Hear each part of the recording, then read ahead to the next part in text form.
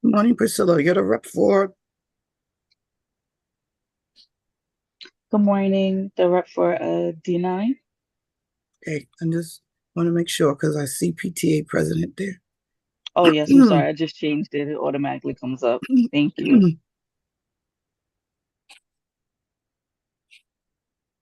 morning, everybody. We'll start exactly at 9:30. We'll just be proactive. I am going to put the chat. Yeah, put the attendance sheet in the chat and just put your district in front of your name. Rename yourselves. Thanks.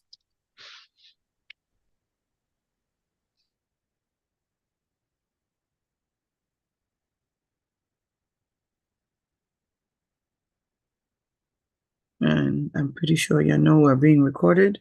And we also I started the live stream.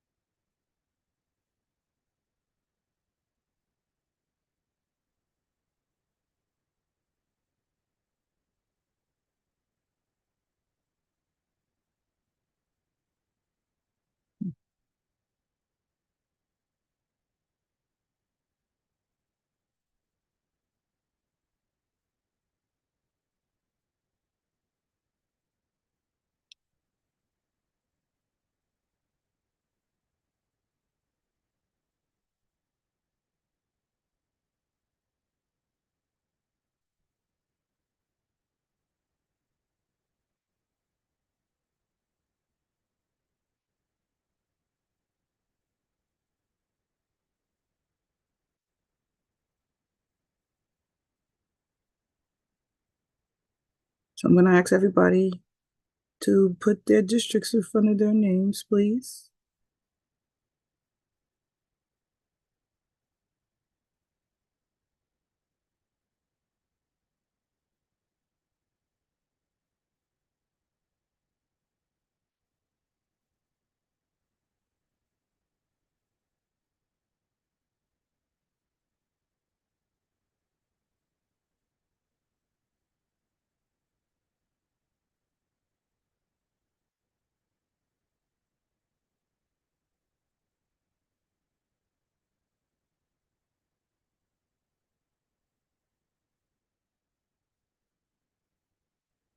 All right, I'm going to do it for some of you.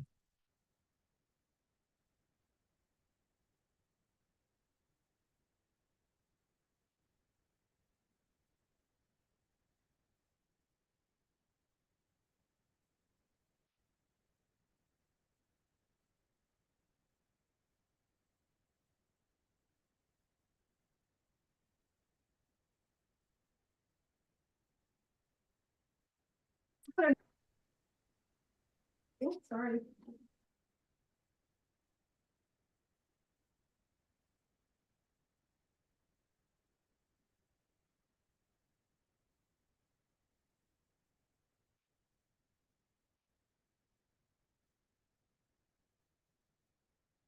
Pamela, what's your district? I don't remember offhand. Good morning. I'm for the Staten Island High Schools. Thank And I you, was about Pamela. to put it, but I think it's so long, I don't know how I could put that all in. No, just put S. I'll do it for you. Just put SIHS. Shirley, are you speaking? Yes, I'm speaking. Everybody hearing me. I'm getting response. Oh, sorry. Okay. I know I'm busy renaming. I need the districts in front of your name, not behind.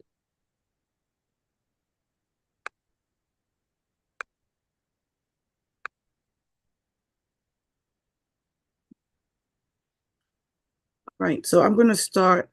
There's a Josephine on the platform. Can you identify yourself, please?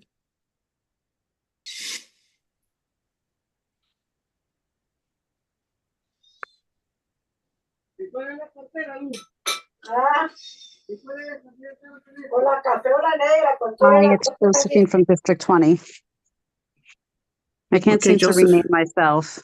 Okay, I'm going to find you. Hold on, Josephine. Shirley, Uh, I renamed to District 20. her full name, No, I didn't get her last name, sorry. Josephine? What's your last name? Cangelosi. Thank you. All right, so we're going to start.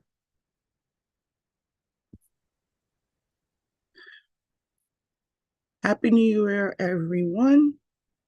I hope everybody had good morning. I hope everyone had a healthy new year.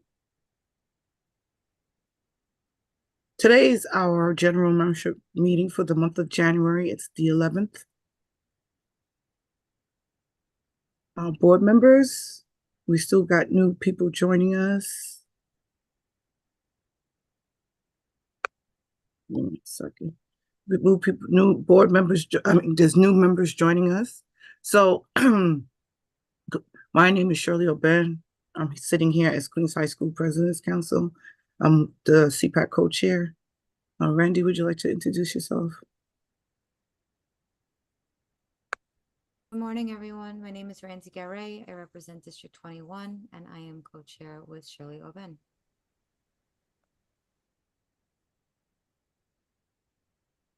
Okay. Jazzy?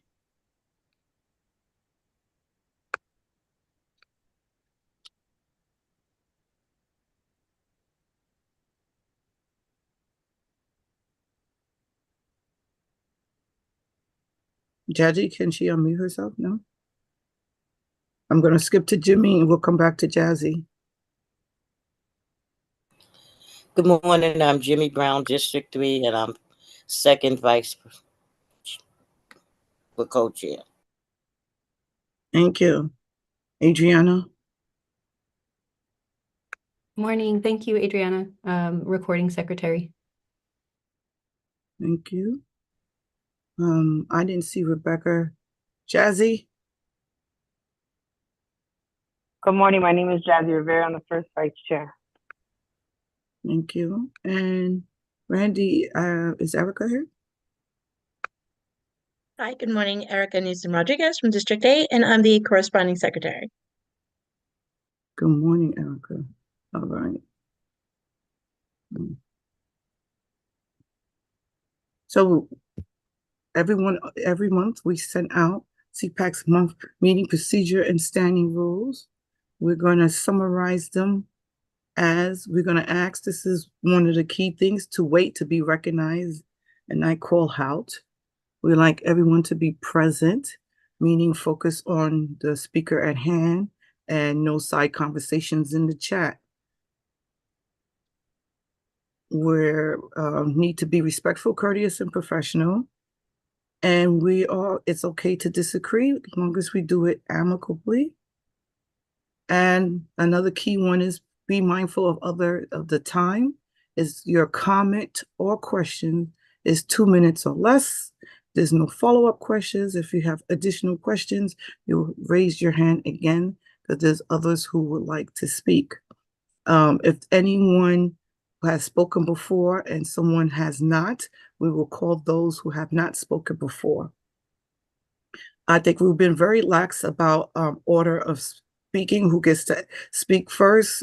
It's all in the standing rules, but there is a protocol who gets called on, who goes last, but we've been very slack. So please be mindful that we want to let everyone who would like to speak or ask a question to do so. So I've been trying to do this as I'm speaking. Please place your district in front of your name, and we're about to start the roll call.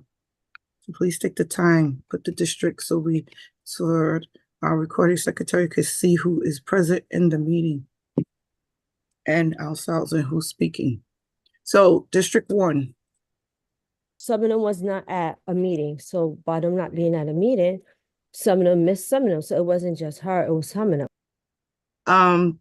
I believe that's 29. Mute yourself. Thank you. District 1.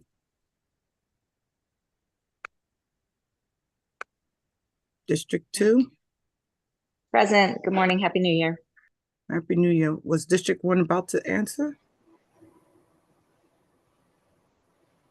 Okay. District 3, Present. District 4. Present. Miss Moran, that's you? Yeah, that's me. Oh, I'm a okay. co-president. Yeah. No, yeah, for this meeting. Yes. I just wanna make sure it's you. District 5,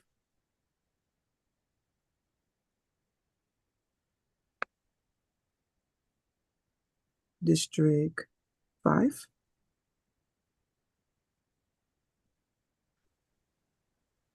Okay. District 6. Good morning, everybody. Happy New Year. Let's make it great.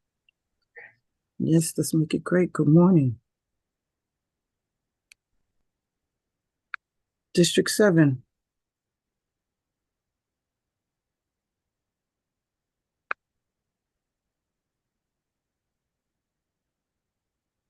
District 7.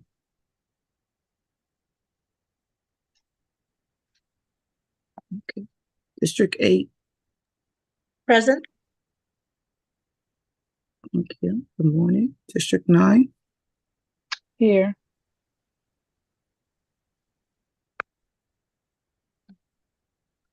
District 10.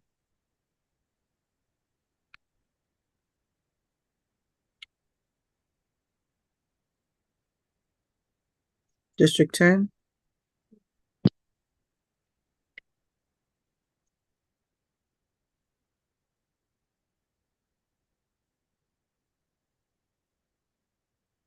District 10.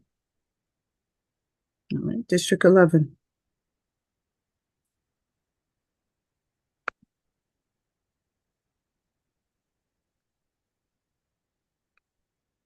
District 12.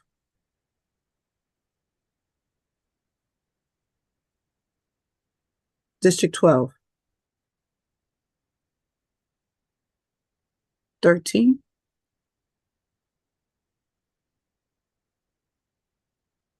14.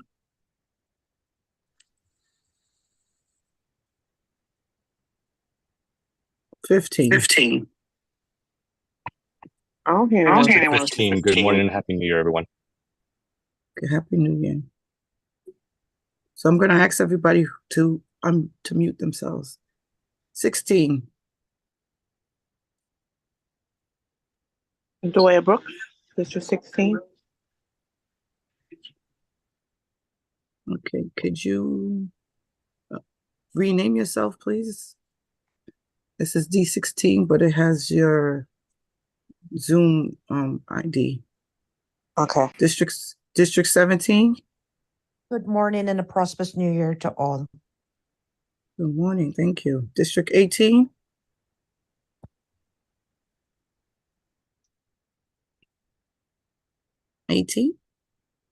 All right, District 19. District 19.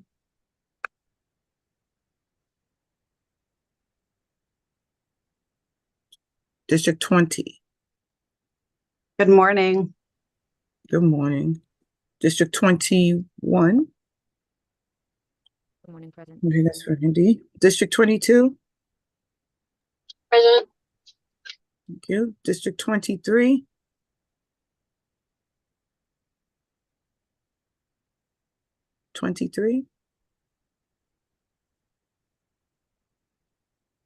District 24.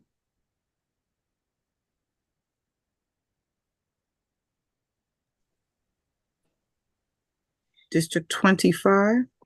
Good morning. Present. Good morning. District 26. Good morning, present. Good morning. District 27.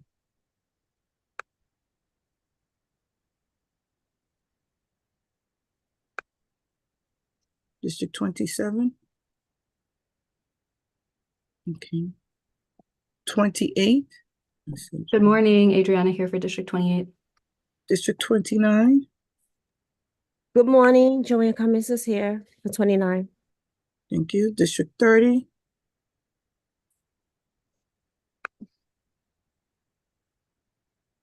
District 30. District 31. Good morning and Happy New Year. District 31 reporting. Good morning. 32. That's Jazzy. Good morning, present. District 75. Good morning, present. Good morning. Bronx High Schools. Hey, good morning. Happy New Year. Good morning. Could you rename yourself? Could you put your name, please? Yep. Brooklyn High Schools. Manhattan High Schools. Good morning, everyone. Rosa Diaz here. Good morning. Queens High School is myself with present, and I think it's Staten Island High School. Present. Good morning. So thank you so much, everyone. All right, here's our agenda for today. District 75, Shirley. I did call 75 and she answered. Okay, cool. Our agenda for today is, and by the way, everyone, please fill out the attendance form. That's the official attendance record. There's some come in late, some missed their roll call number. Agenda.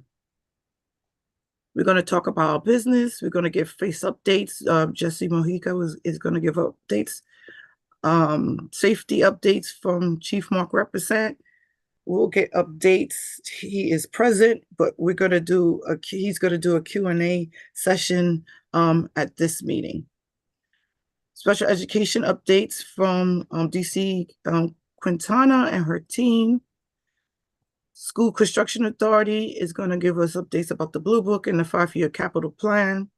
We're going to hear from the Chancellor and his cabinet team. And then we're going to have Settles Not So Secret gems, and specifically on meeting norms, team building exercises, and forming partnerships and community formations and communications. So at this time, we're going to review December 14 minutes. You will receive the documents ahead of time. Please take a brief minute now to review it if you have not done so before.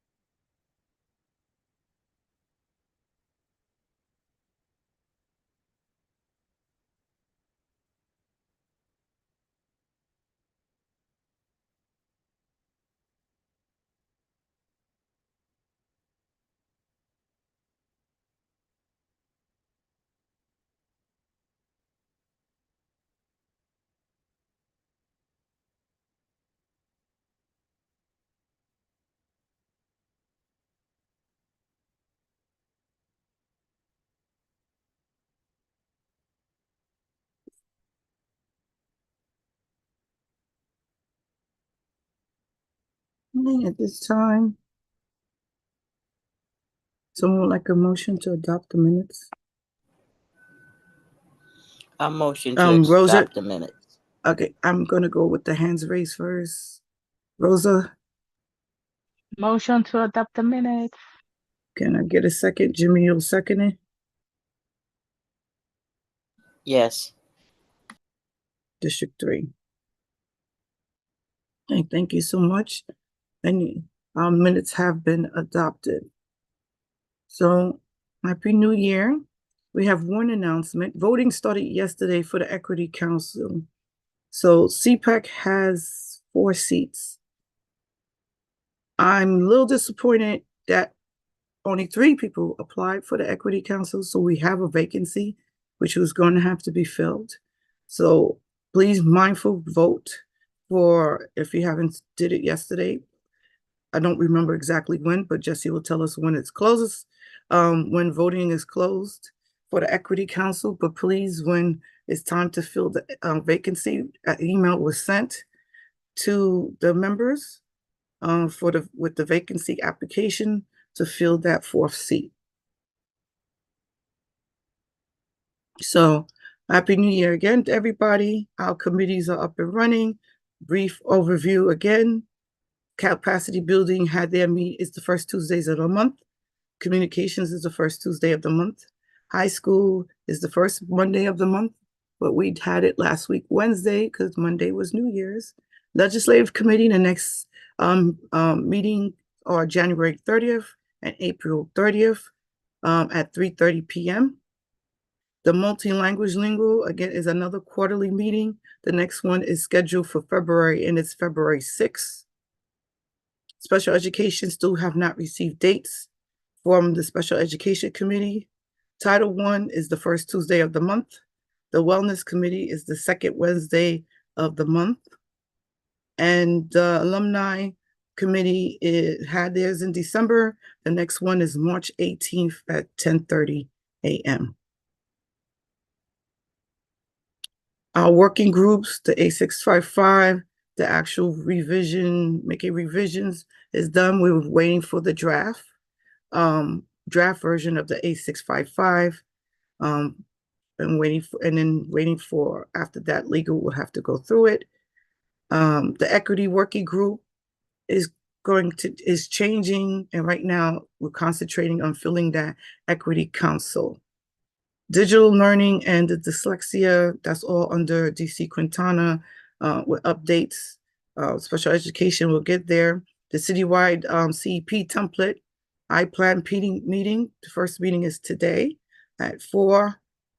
The CEC election groups, again, it's not election season, so it's like tabled at this time right now. The Special Education Advisory Council is supposed to meet again, and we'll get updates today about the special education, January 18th, I believe. And New York City class size working group are done. They gave their recommendations, and it's posted on New York City Public Schools website. So may you have a heart of courage and a mind of will. May you get whatever you desire, always at your will. And Happy New Year to everyone again. And I'm bringing those words, we're bringing those words to you, is that the work, what we do is not easy at times, even though most of us love what we do and we have that passion. But if we stick together, we can accomplish what we want to accomplish. And going forward for this new year, we're mid-year of the new year. So we need to do a temperature check. I am going to pause here, and we're going to take this back up after Anthony settles segment, because I want everyone to be more engaged in this part. But I'm going to say that anyone, the Queens High School President's Council, District 28, PDs are starting back again. And the next one is January 16th, 2 sessions, 9:30 and 6:30, mid-year checkup. How are we doing, parent leaders? We are going to do a temperature check for us after all our guest speakers speak. So I hope y'all don't see the answers to these things. So we're going to do a little quiz for the second half of the school year, what we expect. So we're going to stay on schedule. We have our FACE updates from our FACE executive team. So Deputy Executive Director Jesse Mojica is going to give updates. You have the floor now. Thank you, Shirley, as always, and thank you, members of CPAC. I really just was taking a moment to kind of reflect on that quote. That's an amazing quote, so thank you. I may ask you to share it again because that was a very powerful quote at the beginning. Just really quickly before I go into my updates, just to answer the question, Shirley, about the Equity Council elections, they conclude by next Wednesday. So by next Wednesday is the deadline. Thank you. So Welcome everyone. Happy New Year to all. Always an honor and a privilege to be here. Wanted to start with a few updates, and then I understand that the membership had a few questions that you had shared, and definitely want to get to those questions as well. So current updates is wanted to share that upcoming town halls with the Chancellor. Our next one will be on Tuesday, January 23rd, and that will be in District 20 in Brooklyn. And the one right after that will be in District 4 on February 5th. So those are our next two town halls, and do also want to acknowledge that we had a very successful town hall in District 26, and like to thank all of the leadership, parent leadership in District 26 for all of their support, all of their great representation on behalf of all of the families in the district. Also wanted to let everyone know part of our work in the office is with a variety of different agencies as well. For a long time, our focus was primarily on governance work, but as you know, we have restructured, and part of our work is reaching out to various institutions and city agencies. So we have had various partnerships with cultural institutions. And we have had what we are calling parent coordinator experiences in various cultural institutions. The focus of that is to really kind of expose, our parent leadership or our parent representations at the schools to a variety of different resources that would be available that they could then share with parents. So our next parent coordinator experience will be at the Jackie Robinson Museum on January 31st. Our most recent one was at the New York Aquarium last year. And once again, the aim of these is definitely, there are a lot of resources out there, a lot of institutions out there that would benefit our families, that would be a resource to our families. So I think that, definitely those are things that we're going to continue to do as an office. Also, in connection to that, we have also been meeting with various city agencies throughout, our city, having conversations and spotlighting city agencies. We definitely want to be able to learn more about what our fellow agencies are focused on, and obviously share and work together. There is a lot of synergy in the work that we do, a lot of needs that our families have that other city agencies provide for those needs, and a lot of needs that they need to be aware of. So we have been convening city agencies, and at each city agency, at each convening, we have a spotlighted city agency. So our next city agency convening will be on January 17th, and the spotlighted agency at that convening will be DYCD, the Department of Youth and Community Development. So that will be on the 17th. We're also continuing to work and professionally develop our parent coordinators. And the next citywide professional development for our parent coordinators will be, and the focus of it will be responding to unique needs. So every PD has a very specific focus. The focus of this one will be responding to unique needs, and that PD will happen on Wednesday, January 17th. And also wanted to share that we are having a citywide parent coordinator conference. And the date of that will be on February 21st. The location of that will be at FIT. Once again, our ongoing efforts to be able to support and be able to provide, the support to our parent coordinators in the best interest of serving their families. I will also put in the chat, but also want to mention, and we did send out correspondence on this, with regards to the New York City Reads Family Ambassador Program. So what the New York City Reads Family Ambassador Program is, it's dedicated to empowering and involving parent leaders focused on literacy education. So through comprehensive training on the science of reading, parents will implement civic engagement to increase localized literacy strategies within their neighborhoods. So what we're doing is, this is a voluntary commitment for those who would be interested and want to register for. of 5 monthly sessions. And I'll include all of this information in the chat, council members, but we think that this is a really good opportunity to involve parent leaders in this literacy training throughout the city. And the presentations will be given in English with interpretation services available in Spanish, Bangla, and Mandarin. So I will, at the conclusion of my remarks, ensure that I, share this information and the link to register. I really encourage registration for this. Currently, we have 241 individuals registered for the NYC Reads Family Ambassador Program, and we're looking obviously to register many more. So definitely, if there is interest that many have on this call, for the program, please, I will put this information in the chat. And please register. If you have any questions, you can definitely email us. We also sent an email on this as well, but I just wanted to also share it here, council members. And I know that there were questions that the council had, and I'd like to get to those questions now.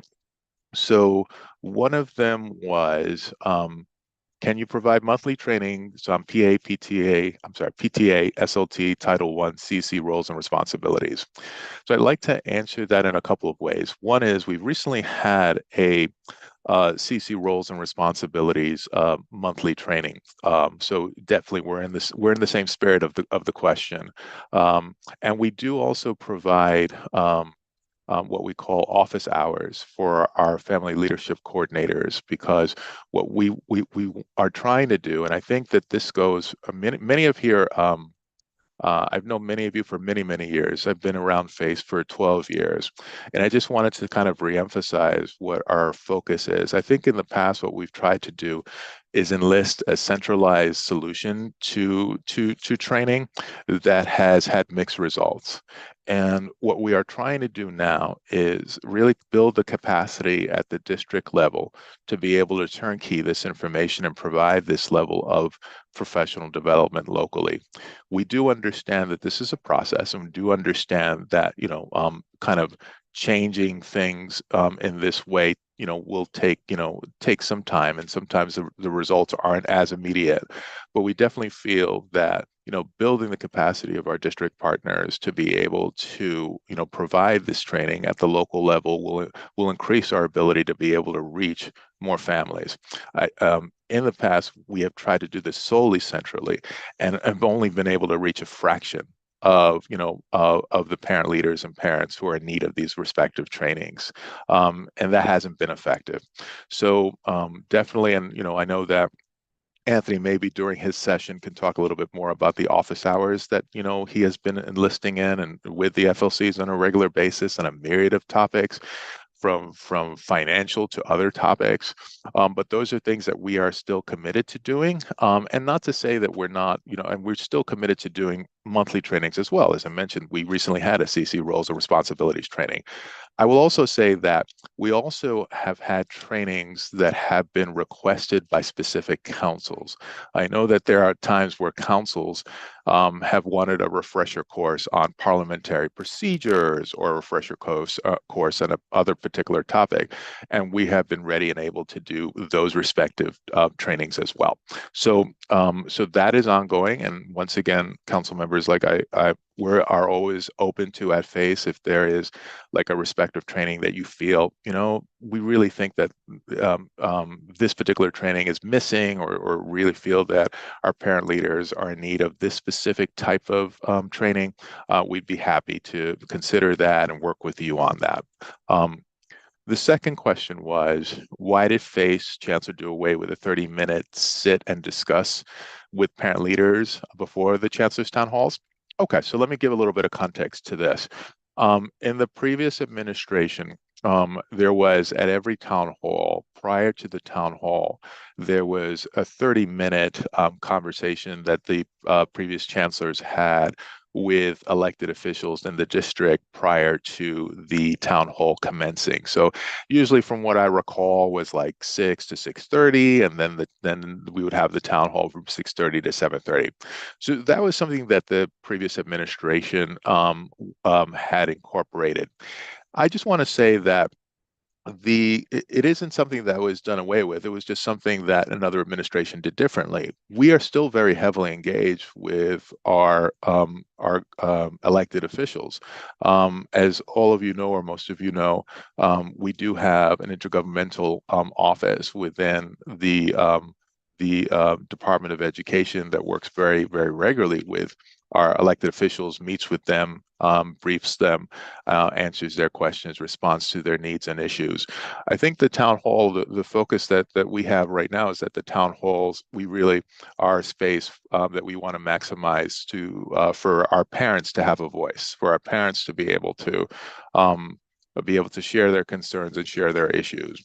Wasn't that it was something that we felt, adverse to, or really wasn't that. It was just really a mechanism that previous administration used to reach elected officials, but we continue to reach elected officials, through our intergovernmental affairs office. And I just want to assure everyone that we're very heavily engaged in speaking with our elected officials and really understand and respect the importance of that. It's just that at the town halls currently, they have been designed, or we're really focused on really kind of maximizing the voice of parents in those town halls and giving them an opportunity to be able to share and interface with the chancellor. Oh, and I see Adriana. So what was it done away with? Because this sounds, I'm sorry, I'm just reading. No, Adriana. So just to be clear, those 30 minutes beforehand, they're not happening. They're not right now. It's just strictly the town hall. Like right now, it's just strictly the 6:30 to 7:30 town hall. So they haven't been happening for the last 2 years. So I'm sorry if I wasn't clear about that, but I appreciate your question. And then the third was, what is your plan to create space and opportunities for parents and families to be involved in the educational experience of their children with special needs in a more effective and meaningful manner? This question hits home to me, very personal level. As everyone knows, I am a father of 2 wonderful sons who are now adults, and my oldest has autism.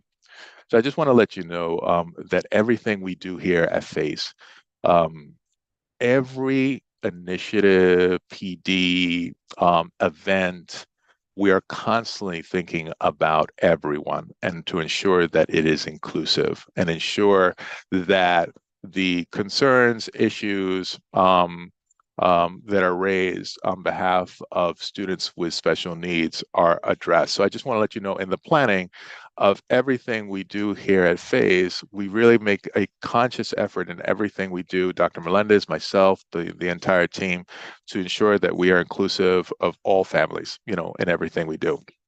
I will also say, just from a structural point of view, as all of you are aware, we do work closely with the Citywide Council on Special Education, closely with the Citywide Council on District 75, to talk to them about the issues that they're raising on behalf of their constituency, on behalf of parents with students with special needs. Working very closely, and I see Christina Foti on the call, and I will say that there is no better partner than Christina. We have worked very closely with Christina in the past on a myriad of different issues. There are escalations that come in to our office on behalf of individuals with special needs, and our office is always extremely responsive. So definitely is a very near and dear partner to the work that we do and the efforts that we make. We are always open to where that needs to be improved. So if there are areas that you feel, the voices of parents with special needs are not being heard in this area or this area, Jesse, I'm more than happy, Dr. Melendez is more than happy to be able to, hear that, respond to that, and correct for that. But there isn't, there just wanted to kind of reiterate that, just to respond to the question about, a plan. So Adriana, to your question, is there a plan? There is right now enlisted, efforts. I'm sorry, Jesse. Yeah. Can we pause on the questions, the additional questions? Because Sure. we're into Mark represents, Okay. so we can go back to those apologize. questions. I No, apologize about you don't apologize. I'm just saying no more additional questions. We're going to move on. We'll come back to you because you always stay at the end if there's time to answer any questions. Thank you, Shirley. And I know Anthony's taking note of those questions to be answered later if we don't get back to them. So we're going to hear from Chief Mark Represent. He's the Chief of Safety and Prevention Partnerships, Department of Office of Student and Youth Development. So Mark Thank you. is here. Thank you very much, Shirley, and thank you for the opportunity to be before you all and reiterating well wishes and Happy New Year to each and every one of you. So again, I love being able to share this space, although, and this is targeted towards Shirley, my time is minimized. I look forward to future engagements where we can really dig into the question around safety and the responsibility of safety and security in schools overall. So just let me give you a quick update on door, just because these are some of the pressing questions that I have encountered in other CEC conversations in the evening. Door locking system update is one of the areas where I am most focused right now, and we are at phase 1 of our door locking system. It's called Safer Access.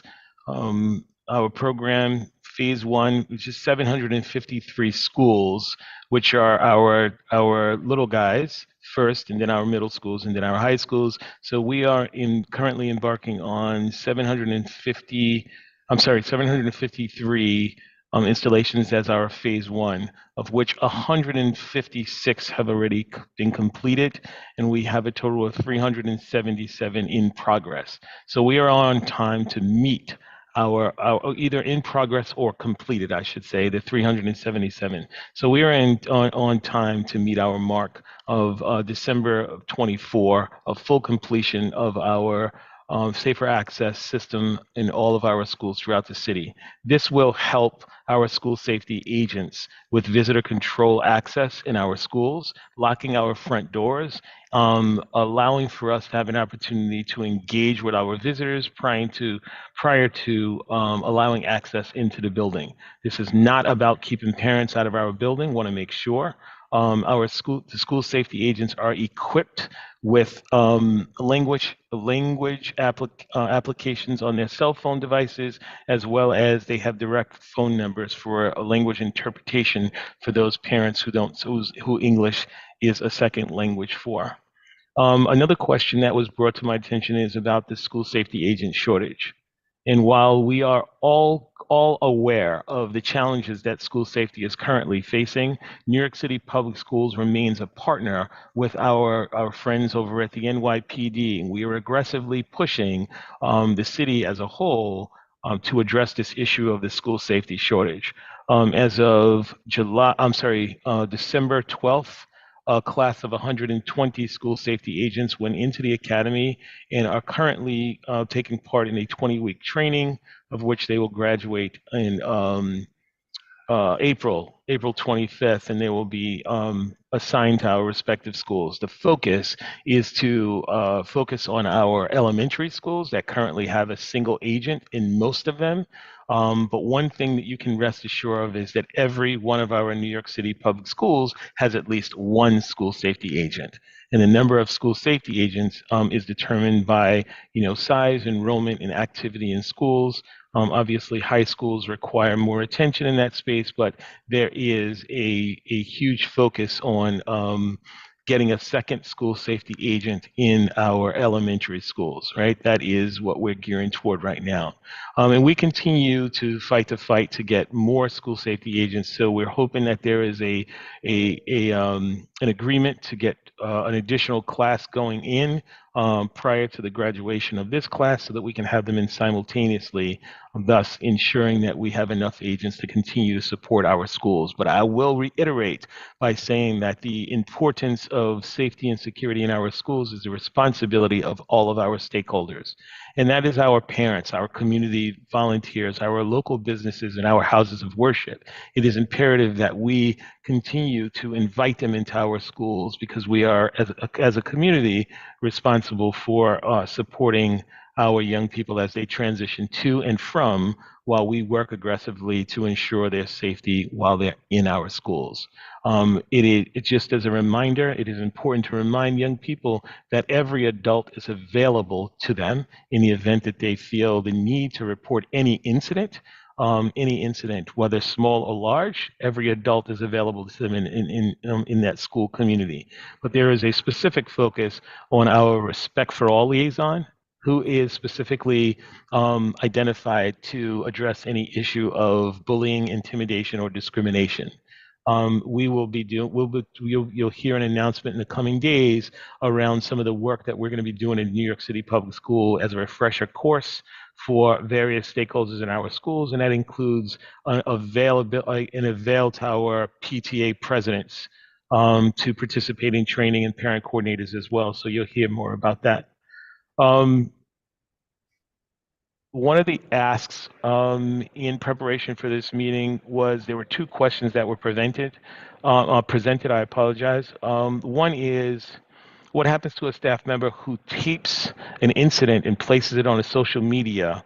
And this is of a incident regarding a incident in school, and a teacher or staff member posts on a social media site, basically increasing the violence in the schools, right? So let me just simply say that it is the collective responsibility of every adult in our school community to keep young people safe.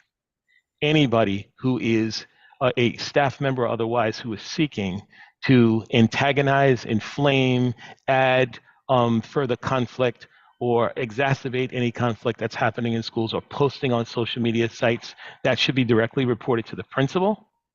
And the principal has a process for all of these things to be investigated, and that is it can lead to serious consequences. I'm not going to get into the specifics of, but no staff member should be recording any student. No staff member should be reporting any negativity of any kind of a student or another staff member on a social media site. If in fact that is happening and we are aware of it, the principal must be made aware immediately, and the principal will take the appropriate steps to have this incident not only investigated, but the proper disciplinary sanctions administered.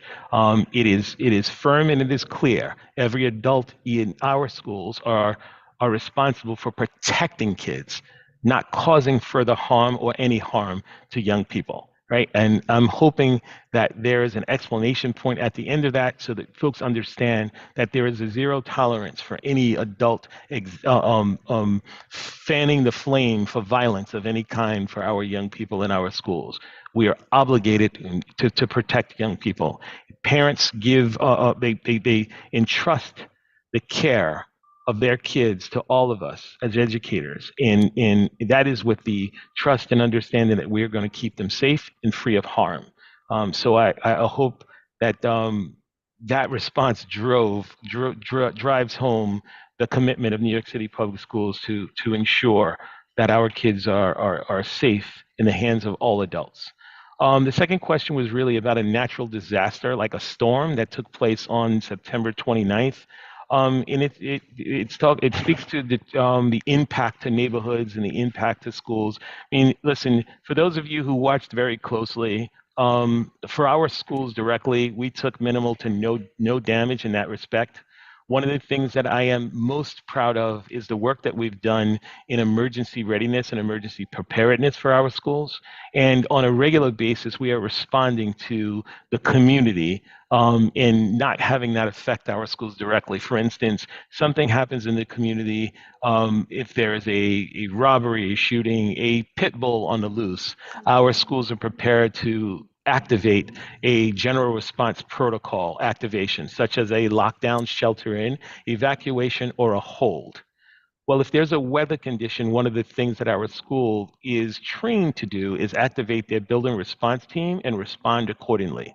If the threat is outside of our school, there's action that may take place inside of our schools. On this particular day, you heard about shelter-ins, and that really means keep our young people in the building and not allow them to go outside where the actual danger is. The Chancellor immediately convened his cabinet as well as other stakeholders from other agencies to collaborate on different ways by which we can fortify our existing systems to ensure that we are properly prepared in the event of a large-scale emergency that affect not only our communities, but our schools directly. So we are working with our partners in OEM and our partners at the NYPD and a number of Con Edison, National Grid, and others to ensure that we have systems in place to fortify our existing emergency readiness systems that I am, again, proud of our principals in responding so quickly and doing the great work that they do. I apologize for talking fast, but I want to make sure that I give an opportunity to at least be able to answer a couple of questions. So Shirley, I'm going to turn it over to you, and if there are some questions, I will be prepared. I'm here for answering. Awesome, thank you. Anybody has any questions? He answered basically all the ones that were sent in, and I don't see any. Okay, we got one. Adriana, District 28. Thank you. Good morning, Chief Rampersad. Thank you for joining us. I have a question that floated up around election season. In our district here in District 28 in Queens, a lot of our schools, and I'm sure this happens elsewhere too, are used as voting sites. Yeah. And there were a few schools in particular, it wasn't just one or two, there were a number of them, that the parents had a lot of concerns about the lack of escorts, either for the children or for the prospective voters to get to the places that they needed to be. There were no incidents, but it has created a lot of unease around election season.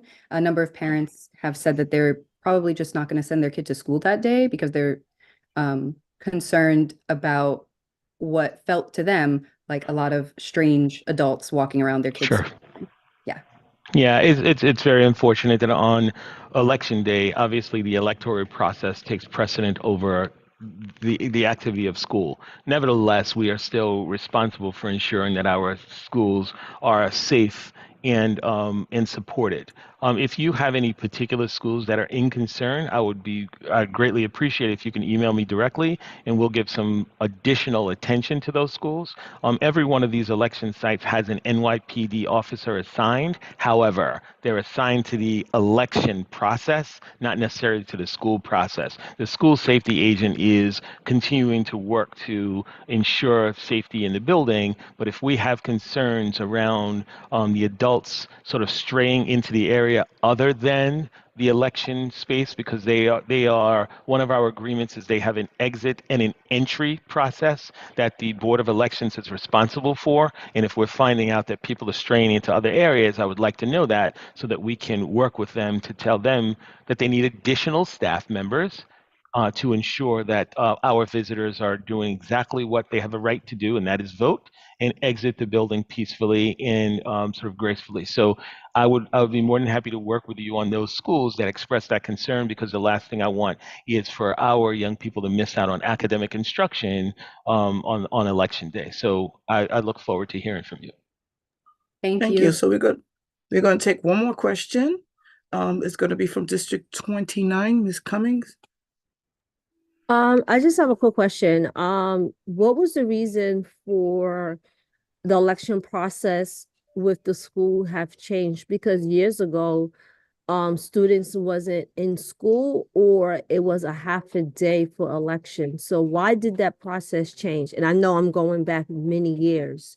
So why did that process change? I'm not sure I'm the person to answer that question on whether or not it was a remote day or a non-instructional. I'm not the person to answer that question. I apologize, but I'm hoping that there's somebody on this call that may be able to support you in that respect. It I wasn't am. remote because I'm going back past, it couldn't have been remote because I'm going past the 90s. I'm going back when I was a kid, my mom was a kid. We wasn't allowed in the building. So that's what I'm saying. I'm going back years. Yeah, so it was a non-instructional day, is what you're saying. Election day was a non-instructional day. That Yeah, or half schools a were day. closed. Yep. Yes. Schools were closed. I don't know. I'm not the person to answer the question. I apologize on that instruction. I'm sure that there's somebody else from the team that may be able to provide you information on that, or surely you can follow up with somebody on the team to get that answer. But I'm definitely not the person to provide that. I apologize, Ms. Cummings. No problem. We'll take a note. I'm pretty sure Face is taking a note as that as well. Thank you for joining us. Happy New Year. Thank you for starting our first meeting of the school year with us, Mr. Chief Represent. We look forward to more engagement with you. Thank you so much. Absolutely. Have a great day. You too. Bye-bye. I mean, I'm not kicking you off, so I'm just saying bye as an end of your segment. All right. We are now moving to the next piece of our segment with special education updates. And to take the lead for us is our Deputy Chancellor of Learning, Teaching and Learning, DC Quintana, when she has her expert on special education who's taking the lead of that division, Christina Fody as well. So ladies, Good morning. You have the floor. Hi, Shirley. Good to see you and good to see everybody too. I am on my phone for audio and I'm trying to get on the computer for video, but it's not working. So I'll figure it out. But I'm here. And that's a much better picture of me than I look in person. So, get to enjoy that. So I wanted to say hello and good morning to everybody and hope everybody had a happy new year. I do have Christina Fody here and other folks from our team to talk a little bit about the work that we're doing and some of the questions that you had around assistive technology. I know that teacher training and other types of questions that are on your mind. And so we're really, really excited in particular because we promised this year that we would make some strong reforms, some changes to the way that we approach specialized instruction and student supports. And we are really excited about some of what we have in store and the conversations that we're having and the level of meaning making and understanding that I think we're pushing with principals and superintendents to think about supporting student needs a little differently. And so we're very excited about what we have going on. But Shirley, I don't know if you want to go through questions, if you want us to present in some way first. And then there's also a really fantastic resource that Christina just put in the chat. It was actually created in part by support from our former students. So we have some alumni who are on our special advisory council. Josh, many of you have met him, who has been working with folks on our team to put together a glossary of language, because we know that through language we build culture, and through language we build understanding. And so very much about a say this, not this kind of approach, rather than using language that is restrictive or that is grounded in what students cannot do or do not have, to really ground it instead in setting or in asset. And so I encourage you to take a look at it. We've shared it with leaders. We've given it to our chancellor, and it is a work in progress. And Christina can tell you a little bit more about it too. It's been developed in collaboration with other organizations, but we also know that in the community of people with disabilities, there are different terms that get accepted depending on the community that you're in. And so we're always open to feedback as well. But hope that you find that a useful resource and just part of what we're really hoping to do, right, is to change the culture and the way that we think and talk about special education. So Christina, I don't know if you want to introduce yourself a little bit, and then Shirley, you can tell us how you want us to roll here. Thanks, DCQ. Good morning, everybody. Christina Fody, Chief of Special Education. Looking around the Zoom screen and delighted to see so many of you. It's really exciting that you all are the members driving CPAC, and I'm sure with each of you, you're getting so much done. So really, really excited to be part of this group. And Shirley, I want to make sure that we get to all of the questions. So do let us know what is best for the group. Can you share a little bit of your presentation, and then we answer questions at the end, or you can address your questions and do the presentation. I will leave it up to you which you would address the questions that we had. New questions we'll take at the end. Yeah, Shirley, I have a litany of options on the presentation front, but your questions were so good and so robust that I really I think we can fill the 20 minutes up just with those if we can stick to those, if that's possible. I also welcome any questions not on the beyond what you sent as well, and we can take those in the chat as well. I'll put the questions in the chat as well, just so that if anyone didn't have access to them or doesn't know what questions we're making reference to, you can see them as we go through them as well. I'll put them there in order, but we don't necessarily have to answer them in that order. But question number one that you asked, Shirley, or that you all sent us, is actually one that we were talking about just yesterday, Christina, that is about innovative inclusion strategies that are being or will be implemented to increase the presence of special education students in mainstream classrooms and enhance their education experience. And so folks want to know what are we doing and what's out there? Yeah. I love the focus that you all have. A common thread, I think, through your questions is about tech, in some way comes back to technology and strategies to promote inclusion via technology. We are, last year we merged our assistive technology teams. So we took our central team and the District 75 team and brought them together, recognizing that the future is very much technology forward, and that we needed all hands on deck to make sure that we are approaching technology not only through the lens, typically in special education, we look at technology through the lens of what does an individual child need to be successful via their IEP, and that is what we refer to as assistive technology. That is critical, that will remain, and we are so committed to ensuring the individual nature of that work. But on a broader page is the need to make sure that we're infusing instructional technology across the board for all students. And so with AI and our Chancellor's commitment to unpacking what AI means for every student, and DC Quintana's commitment to that mission, we're really excited to see how we could be on the forefront of AI as it applies to students with IEPs as well. So more to come on that front. But ultimately, to be innovative, you have to get the basics right. And we are committed to getting the basics right. And so inclusion across the board starts with how we think about disability and how we speak about disability, which is why I dropped the guide in the chat, because it is really important that as a city we get on the same page with how we talk about disability, and how we foster anti-ableist culture that really not only welcomes students, right? For a long time we've talked about inclusion being this paradigm where we are asking that our kids have a seat at the table, but the bottom line is why does anybody need an invitation? The table is built for everyone, right? And so how we talk about our students with disabilities and how we talk about strengths and areas of need and deficit is critical. And as one of my peers and colleagues loves to say, is that none of us without disabilities are spoken about via our remediated weaknesses. And the IEPs often focus on remediated weaknesses, right? Which is why it's so critical that, number one, we get on the same page with what inclusion looks like and sounds like for kids in our school. Number two, in terms of innovation, one of the things that our advisory council has been bringing to the forefront is that inclusion also starts with general education. And so the move to science of reading in general education is going to make a huge impact in terms of the progress and success of our students with IEPs.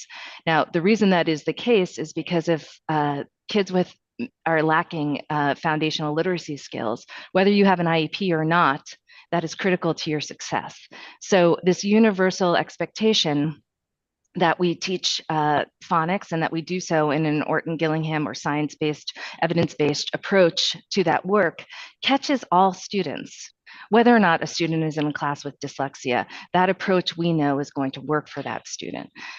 So that is really exciting. And we want to bring back to life this concept of universal design for learning, which we've talked about extensively in the past, but really needs to be brought back to the forefront. And what that means is how do we design teaching and learning in a way that creates access for all students? Because for a long time, special education has been the place where kids go if their core needs are not being met. But our core needs, we can do a better job of meeting the core needs of all students, right? And that comes with increasing the supports available in general education. So the Division of Teaching and Learning under DCQ's leadership is focused on this. We are laser focused on what that means for all students, not just our general education students, not just our kids with IEPs, and not just our multilingual learners. What does it look like to catch the needs of everyone, particularly as we know we're responding to an influx of newly arrived New Yorkers, some of whom also have IEPs. I'm saying a lot here, and I want to make sure that we get to all of it, but I want to pause there too to get any reactions or questions.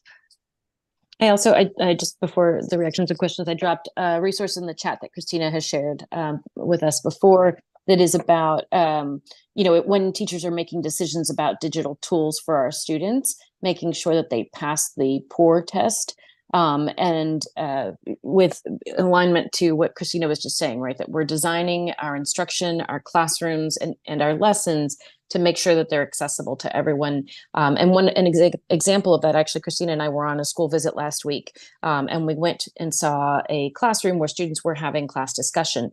A student who could not access the text in that moment in his group did not feel like he belonged, could not be part of the conversation, wasn't part of building, adding to the template and the graphic organizers that they were working on.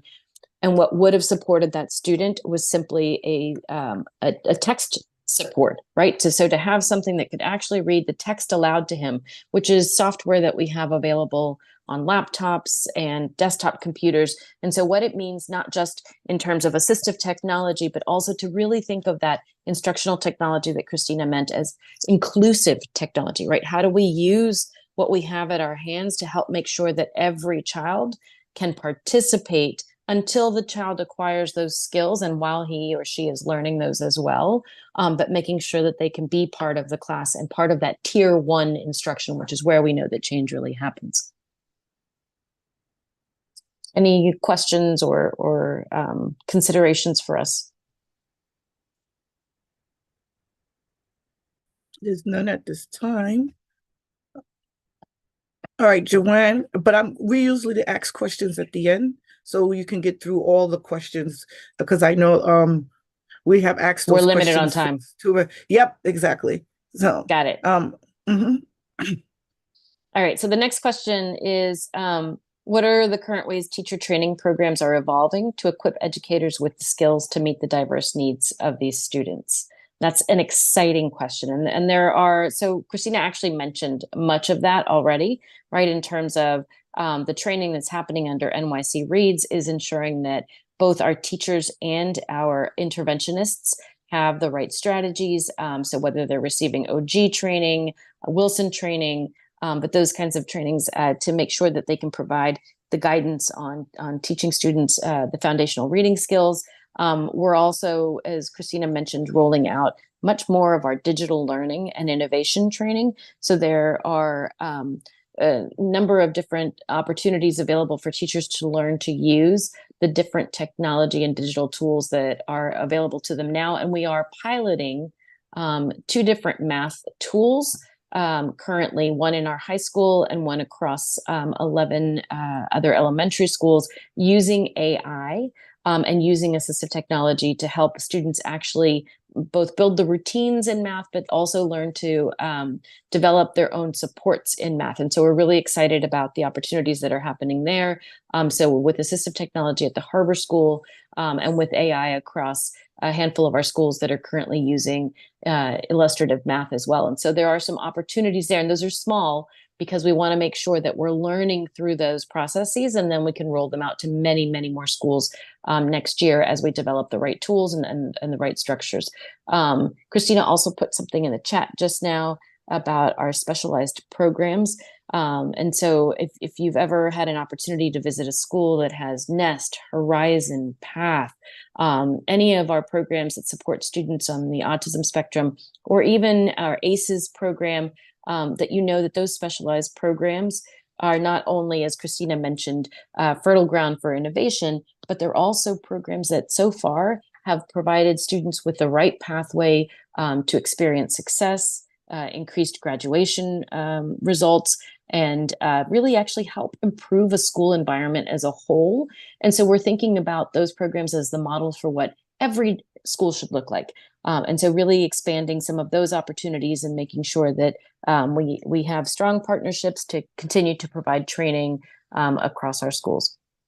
I see some questions in the chat, but I don't know if there's, Christina, anything you want to add to the? Yeah, absolutely. I just would say in terms of teacher training programs, even yesterday I was at St. Francis College delivering some words to our Office of General Counsel, and the president and his team stopped us and asked about and was sharing about their Masters of Special Education program and what they could be doing better. And so we have these conversations constantly where we're going to meet with St. Francis and go over their curriculum and give our advice as to what is most critical for special educators coming out of their master's programs. We've done that with Long Island University. We are in constant consultation with NYU and Hunter, and so as well as Teach for America. And we do direct training to the New York City Teaching Fellows coming out. So we talk to them about the essentials that teachers need to be successful in the classroom.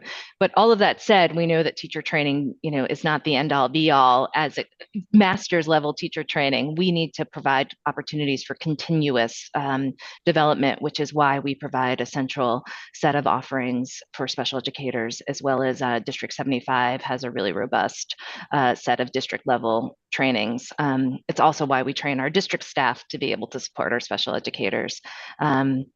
But the university partnerships are definitely an exciting place to start these conversations, and really looking at their course offerings.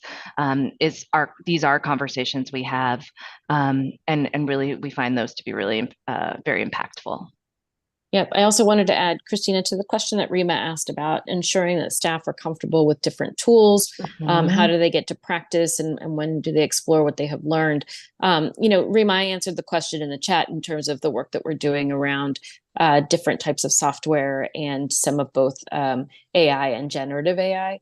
But even thinking about much of our adaptive technology or the instructional technology that teachers have in front of them, making sure that we have made the right recommendations for the students based on what they actually need, and then ensuring that teachers know how to use or how to help students use that technology for the right purposes, right? And then sometimes making decisions about what might be needed, that is something that can be a fix for everyone. So in some spaces, we've been able to equip teachers with a microphone and speakers that help support a range of students, and just teaching them how to use that in those spaces so they're no longer raising their voices, but so kids are also not missing out on the instruction.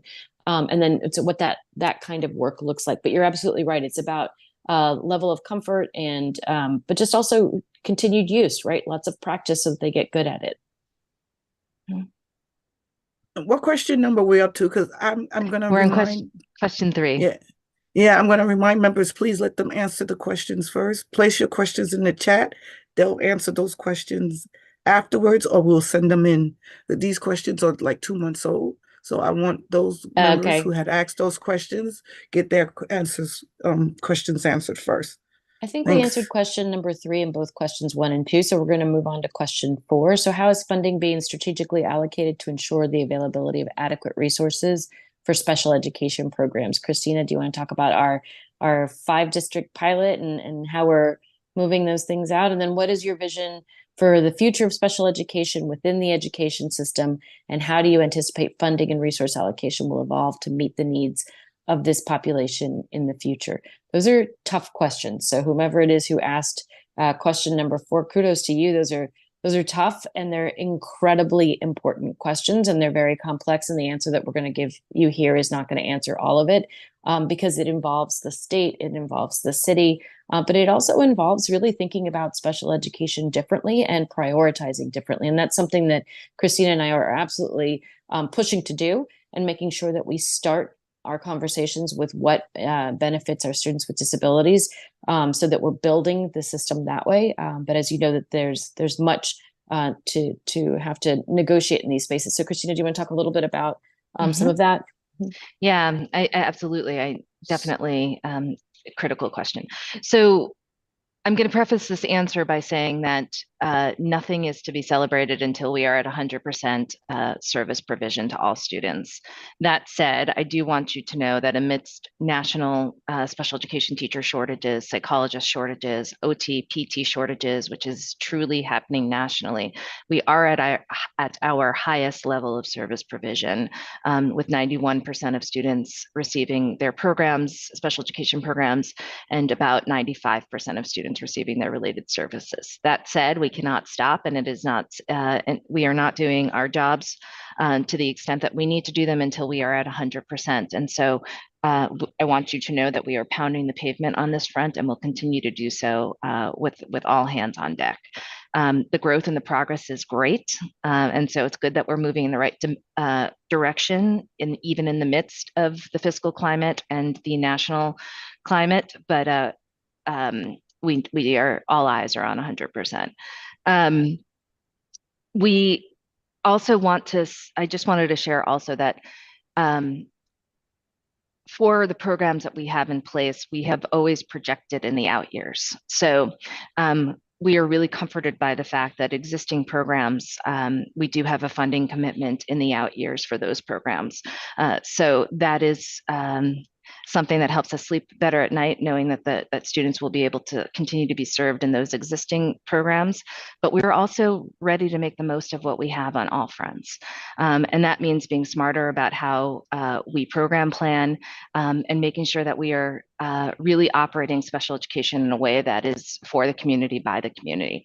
And what I mean by that is that so many of you have on the ground knowledge about what we should be doing differently. And that's why the advisory council has been such a critical part of our work this year, because we are really hoping to be able to finally provide via a pilot the autism programs in 3 districts that parents have been asking for.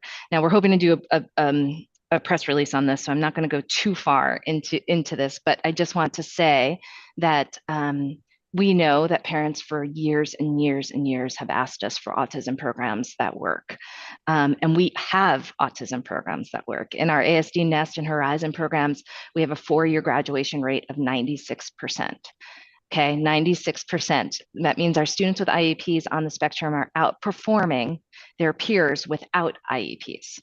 So we have programs that work, and these programs have been replicated in Denmark. We have international visitors from all over the world that come to see these programs. You don't hear enough about them because we've never had enough of them. And you can't advertise something if you don't have enough, right, to produce for people. And so my hope is that in the upcoming year, we're going to be able to fully advertise programs in districts, and that over the course of the next 5 years, we're going to really be able to meet the needs of our growing autism population. So more to come on this front, but definitely want you to know that service provision is top of mind, and we are very clear on the resource constraints, and we are very clear on the need for strategy, and we think we have one. So we are remaining very hopeful and excited, even in the midst of what's going on financially. Oh, DCQ, Chief Fody, is it possible that y'all come next month and we'll give you, because this is a really huge topic, right? And there's a lot of information to cover, and there's a lot of stuff, updates are you willing to come next month? We'll give you 40 minutes to speak on education, to finish our conversations on the questions and the additional questions that keep popping up in the chat. And then by then you could give us the press release and what the advisory board come out. We could do all, we could do all that. We could do all of it. So next One, we month are happy to meeting. do anything that you would like. So I'm happy to come back as often as you need me to. And I know Christina feels the same way. And then two, we love talking about this work, and we appreciate how much folks on this call push and advocate. And so absolutely, we will come back and let us know. I wanted to, one thing that I was writing in there, Adriana had asked about safeguards. I did want to mention, and this is going to sound a little bit weird, but we actually work within a closed platform on OpenAI. So it sounds weird because it says closed and open, right? But so our own generative AI space that is built within a closed platform on which we have placed parameters. So our pilots are happening within a designated space in that way. That's important in part because of what you said, right? The sort of the safety features and the bias. But the other part is that the more information that we provide, OpenAI or any of these resources, right? Then the more that we actually help shift that bias or help address some of it. And so we know that organizations are looking at us as a big source of data and information for them. And we're going to take that into consideration as we think about what we're willing to work with and partner with and what we're not. And so a lot of that work is happening right now. We're going to be making that as an announcement soon too. But AI is taking off, and we know we need to be at the forefront, but also be really, really careful about how we're using these tools and use them for purposes that support our students and not just because they're bright and shiny. So I think that we're being hopefully thoughtful about that. We are going to be putting together a committee, just like we do with all of our other big initiatives, right? An advisory council for the AI work that we'll be doing as well. If we are including parents at this time or any sort of community advocates at this time, I know we were talking about having principals and industry leaders. Adriana, I'll absolutely consider you for that and make sure that we tap you. All right. Thank you so much, ladies, and your team for coming. And we're looking forward for next month meeting. I believe it's the 8th, but we'll be in touch between us and Anthony Settle. Will get in contact with you. So thank you so much. Happy New Year.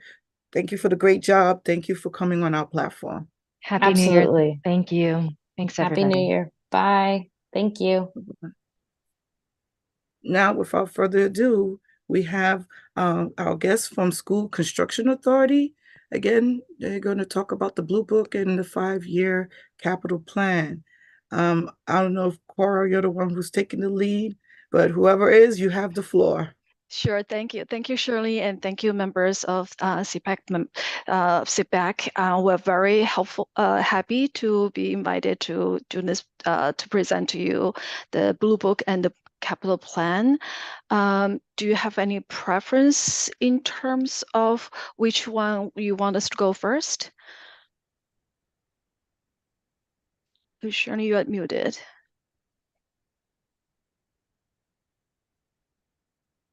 Sorry, let's start with the Blue Book first. That was a specific question ask from membership, and then we'll go to the 5-year capital plan. Thank you. Sure. I would also like to introduce my colleagues. Jimmy Paniel, he is actually the manager who managed the production of Blue Book, and Yvette Knight, who is a director at our external affairs group. So let me bring up the presentation.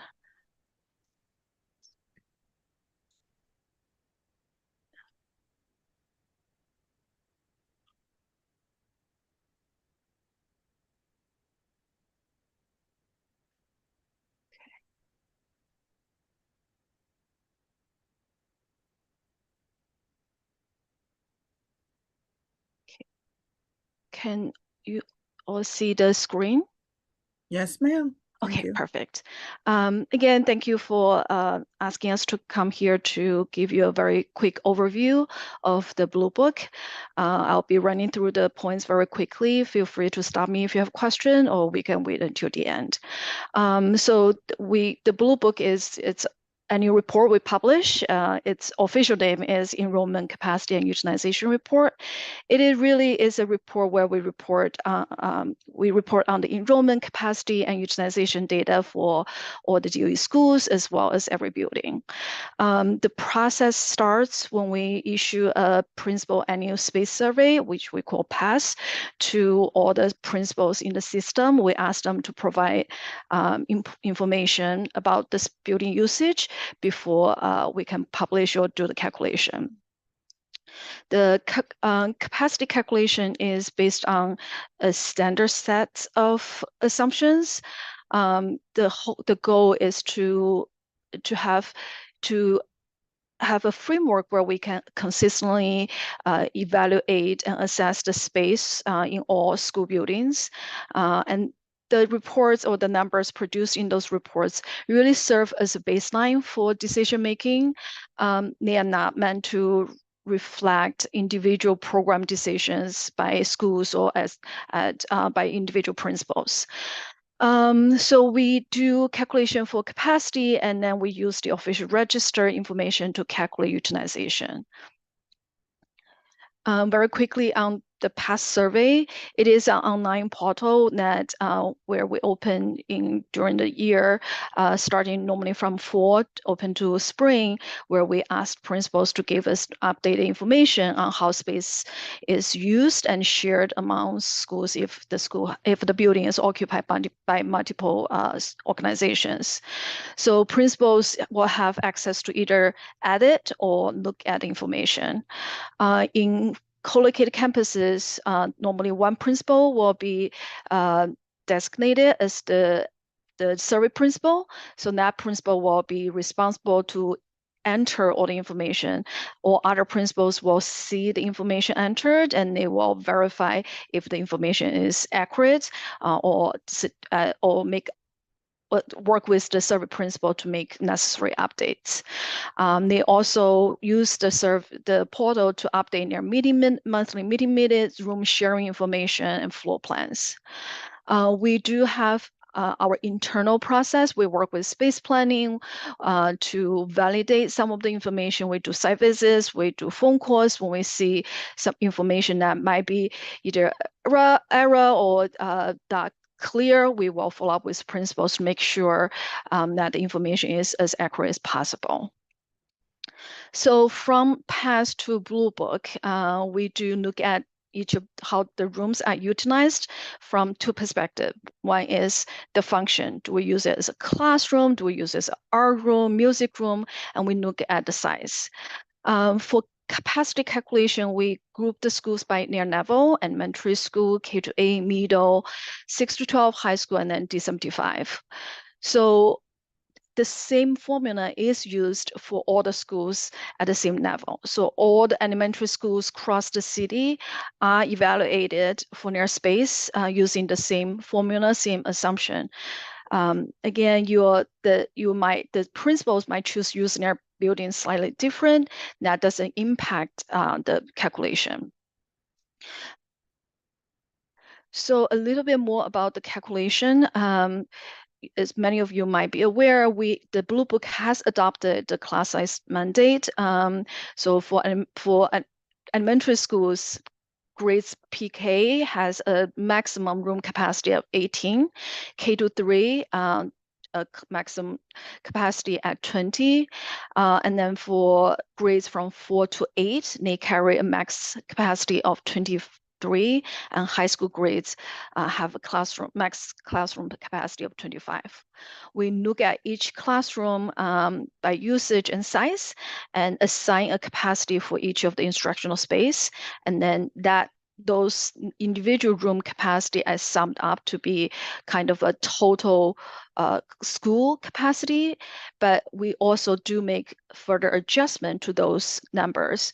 So for example, elementary school and K-8, they use dedicated room as cluster room or founding room or guidance room, parents and teachers room. So those functions or those needs, the space need for those functions are deducted from their room capacity.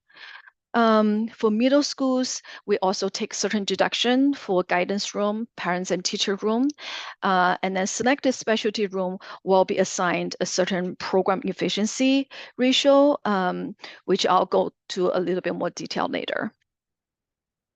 So I know there are, we have often got a lot of questions and there are a lot of kind of misunderstandings. So I want to take this opportunity to go through some of the most frequently asked questions to help understand a little bit of the calculation. So if we often hear from principals or parents from elementary school to say, my school is really overcrowded. I no longer have a designated space for art, music, or science. I use them as regular classroom. Does my school capacity reflect a higher number? It does not. So what we do is we look at your enrollment based on the number of students. We kind of estimate how many rooms you need for art, music, or science, or for cluster, and that we use that assignment or that matrix to determine how much capacity needs to be deducted. So how you use that room is not going to change your school capacity. If you use it for second grade instead of art, your capacity will remain the same. If a school in co-located buildings, if a room is being shared by multiple organizations but assigned to one school, in our calculation, as long as the share percentage is provided to us, the room capacity will be reflected to each individual school according to the share percentage. So if it's an art room that has a capacity of 23, I'm only using it for 20% of the time. That room will only be assigned to you for 23 times 20% of the capacity. All other schools that are sharing that room will also have a certain portion of the capacity assigned to them. A third question we often get is, I use the space very differently from your assumptions or from other schools. How does your calculation reflect that? So our Blue Book calculation does not reflect individual programming decision. As you can imagine, we have 1,500, 1,600 schools. It will be very difficult for us to track and ask the principals to provide very detailed programming information. And the purpose of the Blue Book is really to provide a standard system-wide way to evaluate space in a very consistent measure means. So the assumptions are made across the board. We do understand, based on your different program decisions, that it's not reflected necessarily with the assumptions we're making, but that's not the purpose of the Blue Book. There were a lot of questions about last year we received about program efficiency ratio. We hear everyone's feedback, understand that for some of the spaces, because of their physical setup, it's not easy for them to be used for other function. So for example, a weight room has a lot of equipment and it's not going to be easy or feasible for us to put student desks and chairs for them to be used as a standard classroom. So in the latest Blue Book for the school year of 2020 to 2023, we have restated the program efficiency ratio for a selected set of classrooms, mostly for those rooms that, because of their physical setup, the use of those rooms are very limited to just the specified function, and it's harder for them to be used throughout the day due to programming challenges. So we have restated the program efficiency to assume only 5 out of 8 periods for those rooms to be programmed, and the capacity for those rooms will be adjusted accordingly based on the program efficiency ratio. So some additional information that in case folks are not aware, we do publish the Blue Book on our website. So there's a link to it. The past report at the end of every cycle or every year, past report for individual school is also posted on DOE website. So if you go to the school portal, where under reports and then under facility, you will be able to see where we publish the principal annual space survey as for that current school year. So that's the end of my presentation. Cora, got one question. Yeah. And I'm just gonna let membership know we might not get to the 5-year capital plan, but do partner up with your education councils, because this is what's going on in their meetings. The School Construction Authority is going to each CEC and CCEC throughout the year on their next 5-year capital plan. But I have a question real quick. How does the current interest rate affects the cost of construction of new schools? So when we do construction estimate, we do take into account the annual inflation rate. We are also adjusting the inflation rate based on the market condition on an annual basis to make sure especially in the recent years, inflation rate have been fluctuating quite a bit. So our planning does incorporate the forecasting for those inflation rates. Thank you so much. So you have, unfortunately, until the Chancellor comes on, we can always have you come back to talk about the 5-year capital plan, but you can start until the Chancellor is on. So if I interrupt, it's because the Chancellor joined us, okay? No problem. Yvette, would you like me to share my screen, or do you have it? I have it. Okay.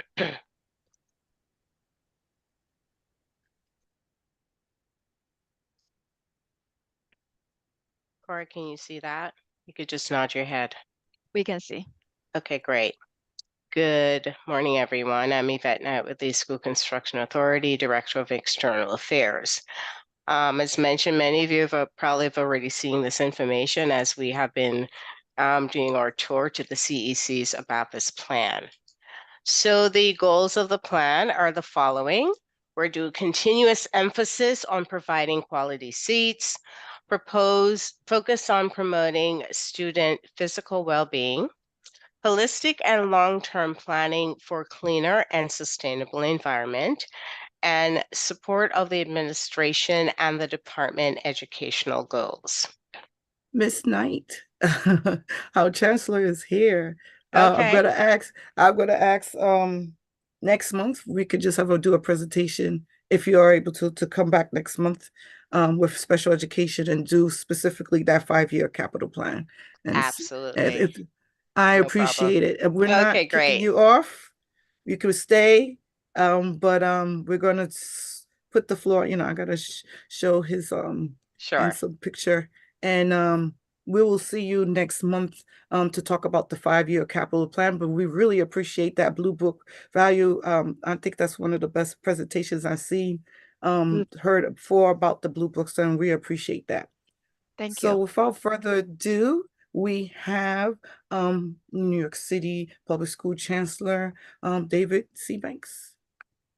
All right, Shirley, so good to see you, and happy to see everybody that's here. And as you know, when I come, I bring my friends too. So I've got all the senior leadership from the Chancellor's office are here with me to help to answer any questions that are raised.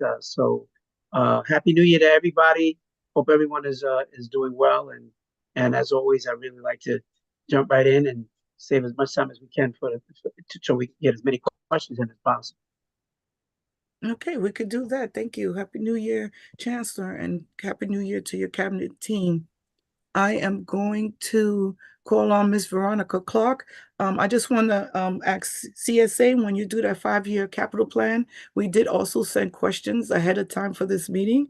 So we're going to start off answering those questions that members has sent in regarding school district authority, and then we'll do the 5-year capital plan. Thank you. So Ms. Clark, District 17, you have the floor. Thank you, Madam President. Thank you so much. Good morning, Chancellor Banks, and a prosperous and a healthy new year to you and your staff. My question Yes, this thank you so much. I appreciate that. Thank you. You as well. You're welcome. Thank you. My question, I've noticed now we have Meatless Tuesday. So we have Meatless Monday, Meatless Tuesday, and Meatless Friday. The kids are not eating the food are going into the garbage. And while we were not at the table when this decision was made, I know you didn't make it, but I'm just bringing the message to you that some of the kids, that is the only food they get. And we're taking away the meat from them 3 times a week. Parents are not happy about it. And, in my district, and I know other districts, and some parents, I don't know if they realize that it's happening, but I know this has started to happen this week in my school. So can you please, and beg you as a parent and a grandparent, can you please ask our mayor to stop making decisions for our kids? And can he reverse that? Let our kids have their meat, or it should be an option where there is meat and there's the vegan part of it. Thank you so much. Well, do we have anyone on from our team from school food joined us? We don't. Good morning, Chancellor. We don't, and Happy New Year, everyone. We don't have anyone from Orphaness, but I'm looking for Emma Badera. Emma, are you here yet? Don't And see I mean, her. Orphaness also have Anita, a this is meeting Kevin. this morning. Oh, go ahead, Yeah. Kevin. Kenny, this is Kevin. That's a great question, or one that we get often. We would be delighted to go to any school that folks have concerns where meal counts are diminishing, to any menu changes. So we take this work very seriously. We have a chef's council where we actually work on different recipes that are culturally responsive to kids' needs, that desires they want to have, to expand their palate. But healthy options is the goal here. We have a lot of meatless options that are new to the menu. We do tastings with students to encourage healthy eating. Certainly the salads and the expansion of the salads bar is a win for us. And some of our meatless options are very popular. So what we'd like to do is to connect to the school where you see the problem, and then work with students to hear their voice, to capture that in our menu selection, actually menu development, because it's very important to us to have kids eating, and we don't want menu counts going down. I will share globally, some of our schools are experiencing surging in meal counts, especially at our high school and junior high school level, where I think the palate expandability is more present. But on the lower grades, you're right. If there are issues where kids don't favor the meal, it's going to end up in the garbage, and we don't want that. So our goal is to encourage healthy eating for a host of reasons, and want kids as partners, families as partners. And so you can count us in, and I'll work with Krista Carrico and team to make sure that we're present at any place where you think it's necessary. But we're out there, and we definitely, one of the things we really are proud of is our test kitchen. So no item appears on our menu unless a group of students were in the room, a large group of students, to actually, vote up or down, thumbs up or down. I've been in that environment. It's wonderful. And so I would use this opportunity to offer an open invitation to anyone on the call. Yeah. No, Thank thank you. you, Kevin. And also, let me just reemphasize something here as well. It's not just the mayor. The mayor has set the tone around healthy eating, and I salute him actually, for that. The change of diet is never an easy thing to do. But what the mayor is talking about is the fact that as adults, we have so many adults who wind up with so many health issues. And when you trace it back, it traces back to the food that we eat, and the food that we eat at the time that we're young, that we just becomes part of our diet. The American diet, just as a whole, is a diet that has lots of challenges. Now, there's some people who are like, that's not your business. I eat whatever I want to eat. Well, in some degree, that's true. In some degree, it's not. It's, society winds up having to absorb a level of responsibility for taking care of sick people, right? And so I think what the mayor is talking about is how do we get kids really on a healthy eating track? I'll just offer my own personal example. Everybody in my family ate meat. I made a decision to stop eating meat myself when I was in the 11th grade. I did that on my own. I've not eaten any meat since I was in the 11th grade. Now, again, somebody would say, that's nice. That's your choice. That's great. And because I didn't, my kids have never had red meat in their lives, ever. I raised 4 kids, healthy and strong, who never ate any meat. And I think what the mayor is talking about is just how do we at least make sure that we are offering up healthy options? We don't want kids just taking food and throwing it in the trash. But there have been a lot of times we've given kids food as well that includes meat. They throw that in the trash too. So we've got a lot of work to do. I think Christian Cherico at School Food is doing an amazing job. He engages kids in these sessions where kids get to select a lot of these options. And they don't introduce any new menu options without the kids signing off on it. He has a whole group of students. So it's not me. I'm not eating the school food. It's not most of us parents. We're not eating it either. So I don't like to speak for the kids. Let the kids speak. They're the ones that are eating it. And many of them are involved with school food and are part of these taste testing. But I agree with Kevin to the degree that we're seeing that we think it is a real problem and people are just like not eating at all because they don't want to take advantage of what's there. We want to take a very good look at that because that's not what I'm seeing as I go around and I talk at the schools. But I definitely want to hear more about that for sure. I see your hands, Rosa, but I want to go back to Kevin Moran because I know he's on the platform who can answer the question that was raised by District 29 about schools now being open for elections. And Shirley, just before Kevin starts, I just want to make sure Emma was trying to get back in. I don't see She's her on in. screen. I let Great. her in. Thank you. I let her in. You're welcome. Thank you. Yeah, Kevin. Yeah, so thanks for the question on early voting. That is something that we focus on as a way of trying to limit impact to schools. And so I would invite anybody on the CPAC to partner with us rather, working with the Board of Elections. I can tell you this on a personal level, my son Jack, my daughter Abby, and my son Joseph all attended PS8, where we were in early voting, primary site, and general election, where they missed gym for considerable amounts of time. So I experienced this as a professional and as a person, with my children. So it's something we want to do. Queens has been very successful in finding community partners to serve as host sites.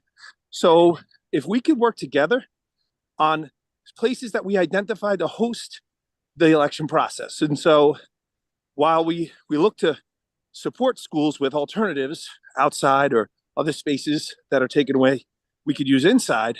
But if we have community locations that we identify together, we can do site visits with the Board of Elections and make sure we go to the, rules, if you will, of the Department of Justice that they require accessibility, square footage, restrooms, all the things that you need to host a general, a primary process or a early voting process. So it's a bit complicated on getting sites, but again, it's kind of simple if we know we can have alternatives. And so I would ask that we partner together on community specific. And I know there was a group that met recently about, can we go walk with the Board of Elections? They are receptive, but it's not immediate. And so I can share with Kenita my information, and anybody that wants to join with me, I'll schedule a meeting with the Board of Elections to have us together and try to troubleshoot site specific. And then again, more broadly, like, what did Queens do that was so successful that they don't even use our schools for early voting or primaries or special elections? So they found, through a lot of trial and error, spaces that met the requirements. And so they have the all of the accessibility components met, all the square footage components met, and it's accessible for families. And so if you can just count me in on partnering in a working group, I'll make sure I have the team there and we'll do this together. And sorry, I'm just running between buildings, so I apologize if I'm a little out of breath. Sorry. No problem. Thank you so much. And yeah, I'm just gonna say that living in Queens, a lot of the buildings, they're using a lot of the rec centers or family centers as voting, early voting and voting sites to minimize using the schools. Right. So that is an idea. But we offer, I think I like that working group idea or engagement group to talk about how we can improve and address the issues about that early voting and using the schools. Thank you so much, Kevin. So Rose, you had your hands up. I don't see it now. Did you have a question? While Rose is coming back on or unmuting herself, the menu for the chat has been the school menu, lunch menu was placed in the chat. Please take the link, look at it. And you will see that there are other options given every day besides this, I'm going to call them specialized meal of the day offer. They always have alternatives for meatless Mondays, because this has been an issue. It has been an issue. Meatless Monday, meatless Tuesday, Fridays, whatever. Even if it's pizza day or whatever, there's always other options for students for the meals. So please take a look at the menu, but it doesn't mean that a discussion is not needed again regarding that topic. Rosa? Yes, hi, good morning. Thank you for coming back to me. I did type my question in the chat, but I wanted to take this opportunity to also raise that when the food testing goes on, special education students are not there. So we need to also include our special education kids because they have a lot of dislikes. So that will be one of my recommendations if it hasn't already been brought up by somebody else. Thank you. Yeah, that's a great point. I want to sure. Do we know that to be the case, that special ed kids are not part of the work that the testing groups do? Like you know that definitively, or you're just saying please make sure that they are included? So I know for a fact that student councils, student leaders are being asked to do the food testing rather than an email to be sending out to like the whole school community, and have the student like randomly be picked from all grades, not like on a specific like 6, 7, 8 graders. Have all the kids, like have all the kids, pick 10 kids randomly and have the testing, including special education students. Yeah, no, my point is I'm not exactly sure how they select the kids. So if there's a way to get Chris on, since this food thing has come up quite a bit here today, is there a way to reach him and have him log in right away? Because I'd love for him to answer, because he may say he can explain how they pick these students, and special needs kids are part of the process. I mean, we need somebody who can answer the questions as opposed to speculation. I'll reach out.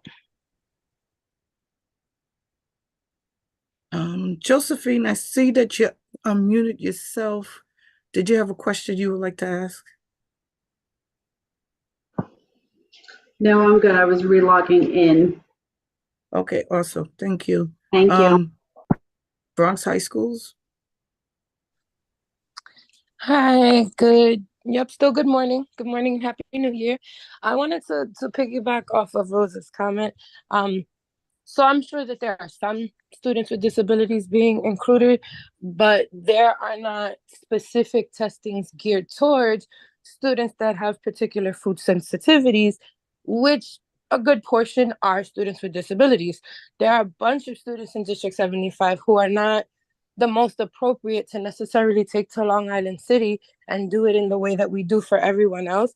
And I think maybe what would be a better consideration is, how do we create a process for students with disabilities? Do we go to a school campus that has a high percentage of programs that we can then utilize the space within their community and not make it like obstructive or intrusive into their schedules? Because these concerns are considered when we're picking kids, right? If you say a principal, pick these kids. Perfect example, swimming program. They like to send the kids that have less behaviors, less concerns. And we've had the conversation, no, please send everybody, because we want to be equitably accessible. So I think it's more about being equitably accessible to students that have more difficulties, where we would have to maybe go to them or build in some type of process for particular demographics with bigger issues. The smells from the meatless foods, that's a big issue for students with disabilities, and the texture. So sometimes it's not the taste, it's other sensory things that they can't even get past. Like I can't taste it because I can't smell it. So I think that it might be worthwhile to have a forum specific to those types of concerns that may not affect the greater population.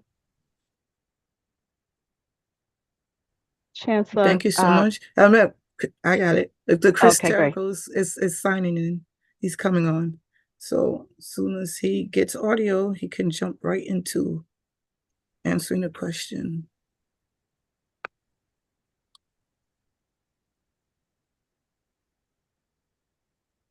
Chris, you're on? Yeah, I didn't hear the question. I just joined. I was being let in. Can you repeat the question? Good afternoon, folks. Yeah, so there's a various questions, but the first one is, how are the food tasting, the students? How is the process? How are the students chosen?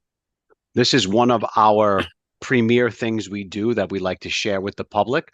We work from the ground up. We work from schools that want to participate. So our school food managers meet with principals at the beginning of every single year. They should also be meeting with the PTAs, CECs, as well as SLTs to talk about the student taste testing program. And any school that wants to be part of this, we sign them up. We put them on our list. Our list usually goes pretty quick. We service anywhere from 3 to 5 schools per week here at our headquarters in Long Island City and Vernon. And our partners over at OPT actually get buses for the kids to come here. We make a full day out of it. The day actually includes not just tasting and improving food that goes on our menu, but it also includes lunch and it also includes nutrition education. So we encourage school food service managers, my team, to approach principals, but any parent or any principal or any teacher that is interested, all they have to do is go down to the kitchen and say that they want to come to student taste testing, and we'll make it happen. Okay, so now this specifically a specific group, special education group. Any group question. can come. Any group can be Yeah. invited. Any group can come. There is no limitation whatsoever. And in fact, if we need to come to a school to do taste testing for whatever reasons there may be, we have done it before. We've done it inside of classrooms at school. So if there is any sort of issue getting to headquarters in Vernon, if it is a huge travel or burden, we will come to the school to do the student taste testing there. And that's one of the positives we got from the pandemic, that we were actually doing it in schools. That's the answer I wanted to get to, because You that got it. was when it was, there you go. Awesome. Thank you. Very briefly, the menu was placed in the chat of the school menu, but concerns are still being raised about those now meatless Mondays, Tuesdays, and Fridays, I believe. We It's only like have three we, times. yeah, we only have meatless Mondays. Meatless Mondays are a day that we are serving pizza with no meat on it. It is a vegetarian day. On Fridays, we have Plant Forward Fridays, where we have vegan, vegetarian options available for all students. We have plant-based options available every single day in schools. We have vegetarian options available every single day in schools. We want to give children choice. That was a major part of the Chancellor's vision and pillars, to give choice and engagement to schools. So we are giving choice every single day. So we did actually premiere a new recipe on this past Tuesday, but that was accompanied by several other options, including meat options. I did get a couple of text messages about a meatless Tuesday. There's no such thing. We actually have plant-based options, vegan options, vegetarian options available every day of the week for children to select from. So let me ask you a question. The question was, parent who raised the question earlier, the very first question around the meatless Tuesdays. Who was that again? It was That District was Secretary. It was Veronica. Veronica Clark, hi, Ms. Clark. Yeah. So why did you say that there was that it was meatless Tuesdays? I mean, were you told that, or what? Or just in your child's school, that's what you saw? They weren't serving any meat. I'm just curious. I'm trying to make sure the communication is tight.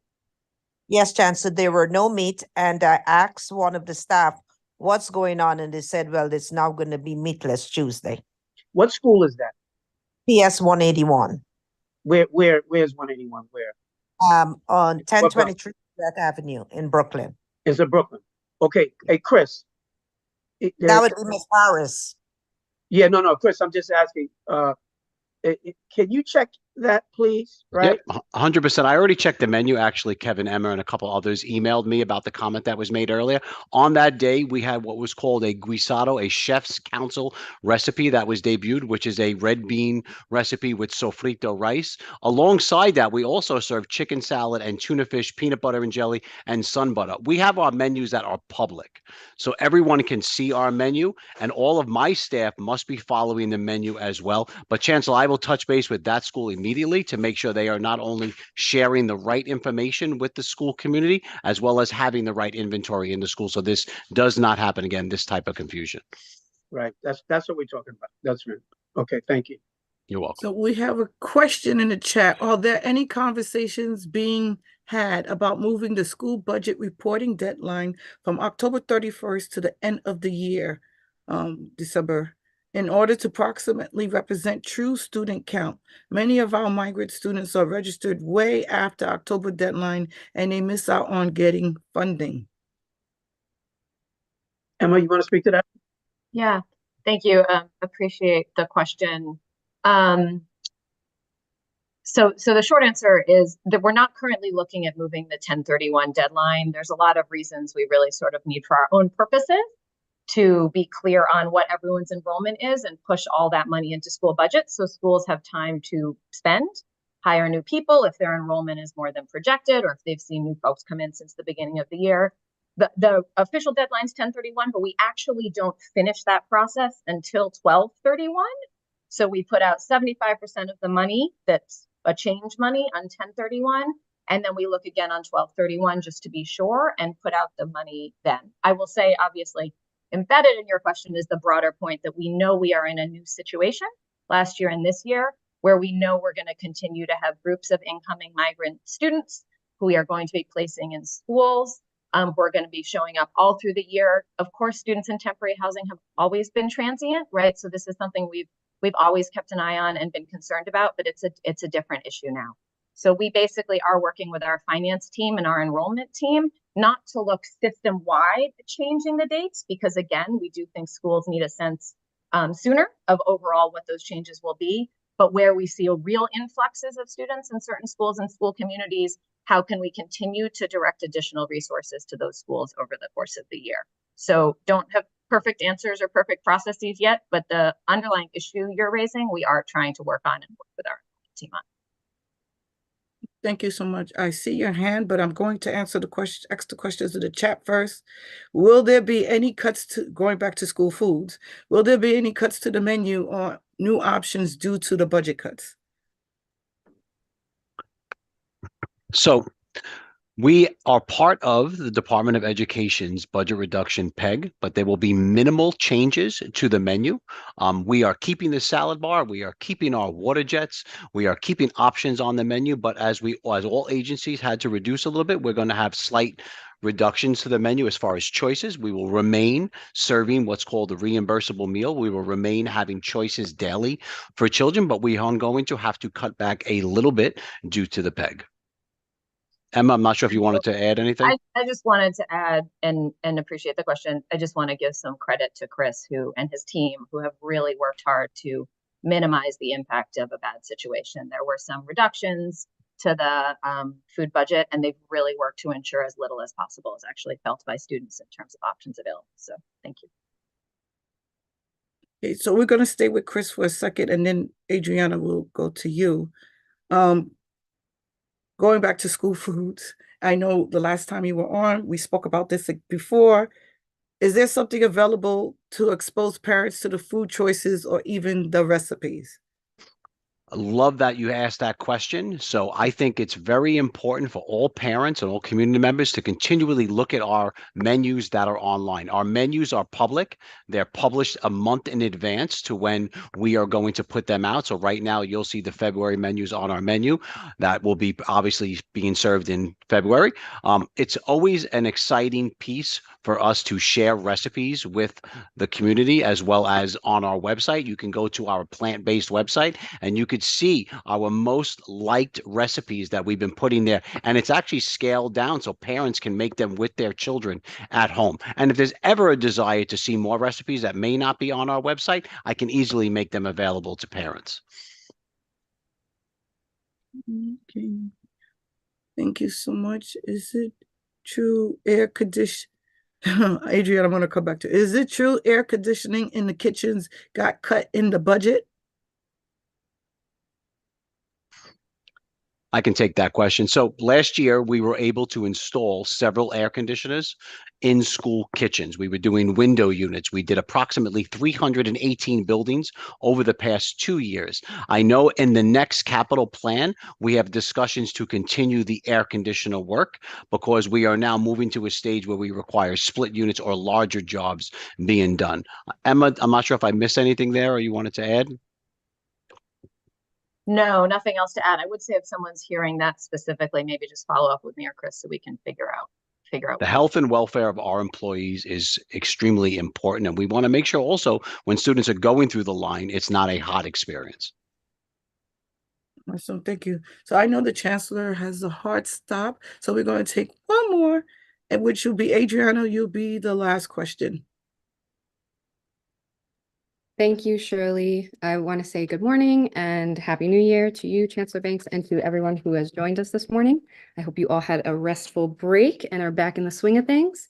I've just recently become aware that in an attempt to address attendance issues amongst the population of students in temporary housing, I will get more specifics, that these students, the students in temporary housing, are being incentivized in the form of show tickets.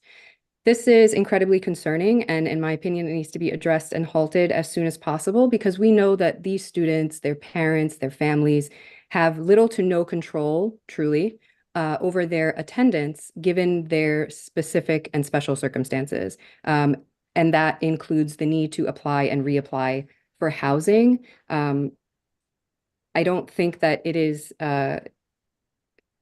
kind or fair or truly in any of our best interests to incentivize this specific population of students in this way. And further than that, we have to consistently be thinking about the effects of COVID on attendance and the sharp increases that we're seeing in the numbers of students and parents and adults, right, that are being diagnosed with different things that then qualify them as students with disabilities, right? So then that affects their attendance too. But for this, students in temporary housing should not be being incentivized with respect to their attendance because it doesn't make sense to me. It's outside of their control. Thank you.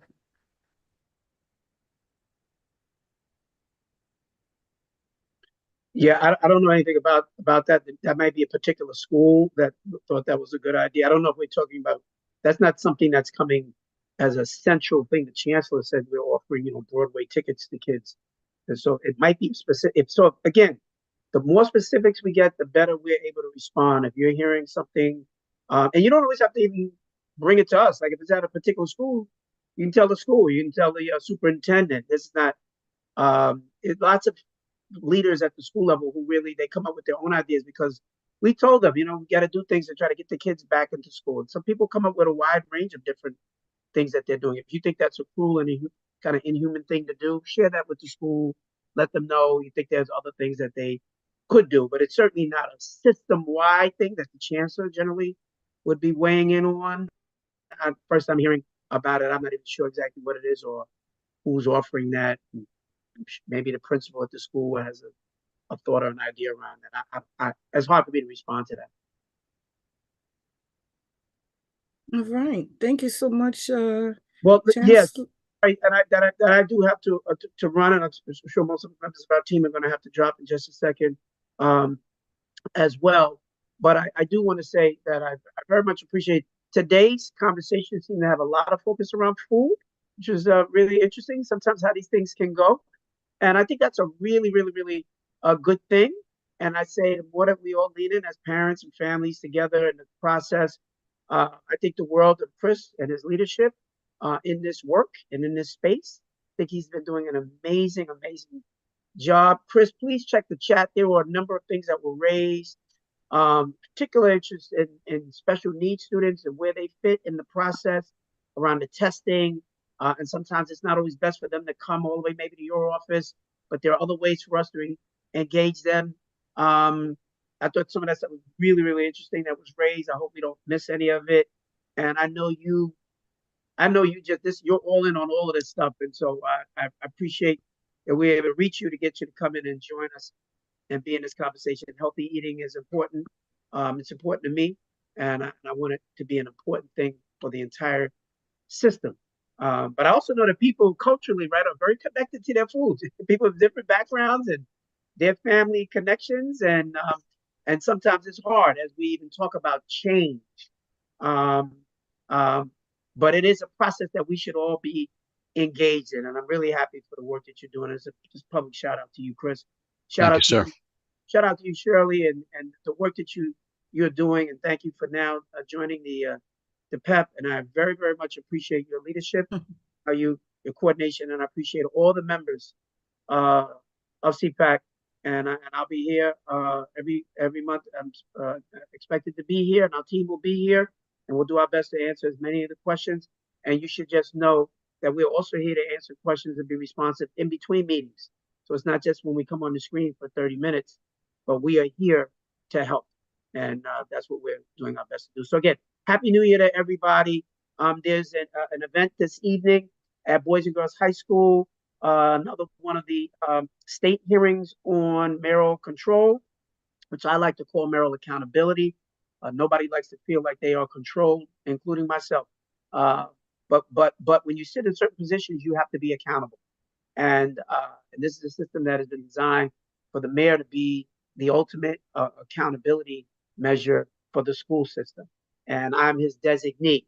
And we're doing the absolute best that we can to be as responsive to parents and families and community and schools.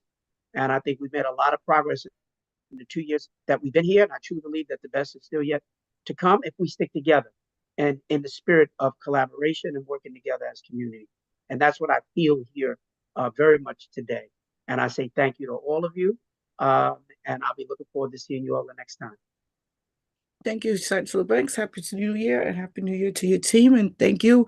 We are very happy and look forward to our monthly engagements. Thank you. We can better the environment of our schools. Thank you so much. Thank you. Bye-bye, everybody. Sorry about that. If you have additional questions, please put them in the chat. We'll forward them. If his cabinet team is still on, they will answer them. We're going to move to the next segment of our agenda, which is Settle's Not So Secret Gems. He is going to touch on meeting norms, maybe share a team building exercise with us, how to form those stakeholder partnerships that is collaborative and meaningful, and our parent voice is heard and respected, committee formations, and communications. So without further ado, our FACE liaison, Anthony Settle.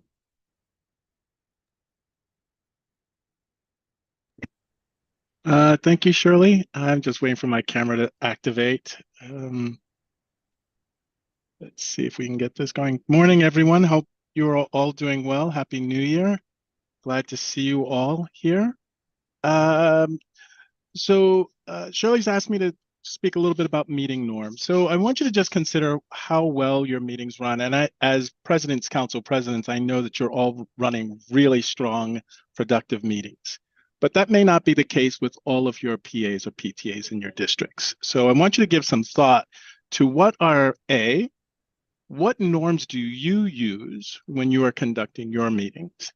And how can you help spread that or share that with the PAs or PTAs in your districts, right? So do you have a cheat sheet? And consider putting together a cheat sheet of the good practices that you use in both your school as a PA president, but also as a President's Council president. So some of the meeting norms that I think are really important is making sure that you start on time, right? Start on time, end on time. That's really, really important, I think, as a meeting norm. And it builds your credibility as a parent leader amongst your own parents, right? So start on time, end on time. Make sure you have an agenda. Make sure the agenda can go out. I like to think that the agenda should go out 10 days ahead of your meeting. Don't wait until the night before to put your agenda together. I'm going to take into account that there are always going to be those things that are going to come up at the very last minute that you can add to your agenda, but your agenda should be sent out 10 days ahead of time. It's a really good, strong practice, especially if you're sending out your meeting notices. I know Shirley and Randy have done a really good job, and the executive board has done a really good job here at CPAC of sending out a whole year's worth of dates on when CPAC is going to hold its meetings. But they always make sure that they send out an agenda, they send out a notice even before the meeting. So make sure that you are setting that example through your president's council, but you're also saying that to the PAs and PTAs in your districts and in your superintendencies, right? So start on time, end on time. Have an agenda. Send out meeting notices 10 days ahead of time. That is the basics of A660, right? Make sure that you should have some relevance. I think that's so important. Periodically survey your parent leaders so that you are responding to their needs. And they in turn will use that and can use that example to respond to the needs of their own particular school communities, right? So start on time, end on time, have an agenda, send out notice, be relevant, right? I always say, I used to get asked this question all the time, right? Mr. Settle, Anthony, how can I get more people to come to my meeting? And the one answer I would always say over and over and over again, be relevant. Make sure that you are responding to the needs of your parents. And make sure you have a good speaker, right? Make sure your agenda is there, but make sure you have a good speaker. Make sure you have a treasurer's report. Send out your minutes ahead of time so people can read that and are not reading it at your meeting, which then causes the delay, right? Causes the delay at the end, because then you are forced to wait till everybody has an understanding, and then you take the vote to approve the minutes and all of that. So make sure you're doing that. I also want to, in terms of capacity, really give some thought to spreading the word, be the evangelists for committee formations, right? And this is going to talk in terms of structure, structure for your own or PAs and PTAs and president's councils. Committees allow you to create pipelines of leadership, bringing people along the journey towards becoming a parent leader. And I want you to give some thought to when it is your time to move on to the next school or your child graduates out of the system, who's following in your footsteps, right? Think of all the schools in your district who will say to you from time to time, can't find anybody who wants to run for the executive board. I think the question is, why is there no one who wants to run for the executive board? So have you been keeping all this stuff to yourselves?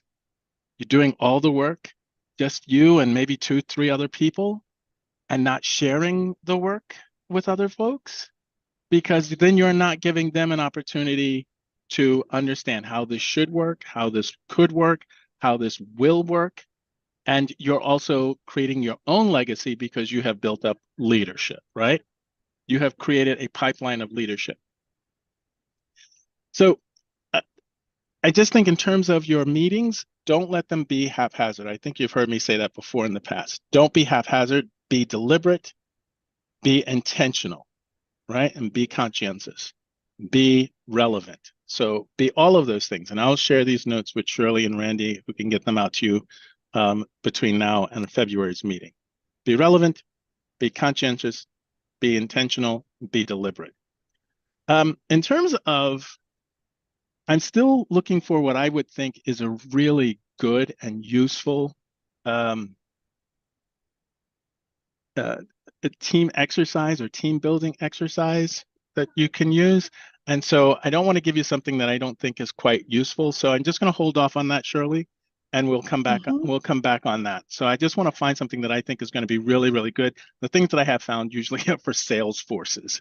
So I don't think that they are the most appropriate, and you shouldn't have to always try to adapt something. So let's look for something that's intentional for you.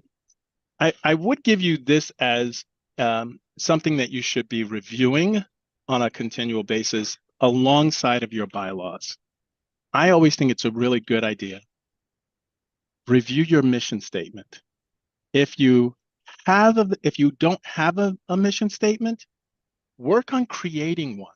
So here's what a mission statement does. It gives you a mission statement says very succinctly and very concisely what it is that your association is about, how you support your school, how you support your parents, what is your vision.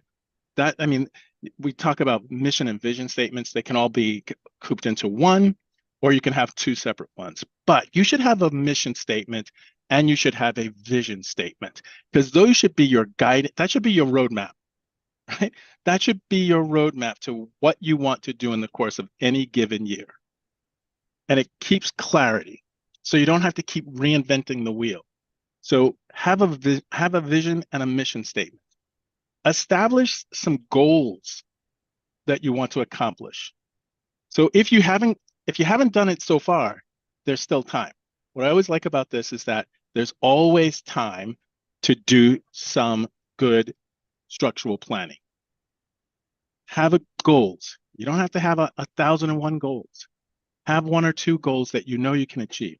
You all sit on SLTs, so we all know about SMART goals. Create some SMART goals for your PA or PTA or your President's Council, right? Again, deliberate and intentional. Don't be haphazard, right? You can still do some planning for the rest of the year.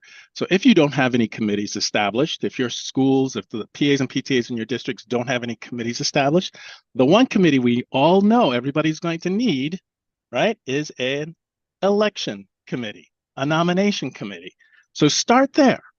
Start with that one committee and make it a very strong committee. I would dare say review your own bylaws and see what committees you're supposed to have. Again, we have these documents here for a reason. They're at your disposal, use them. But do some planning around how you are going to build out that pipeline, how you're going to establish your goals, how you're going to get people involved.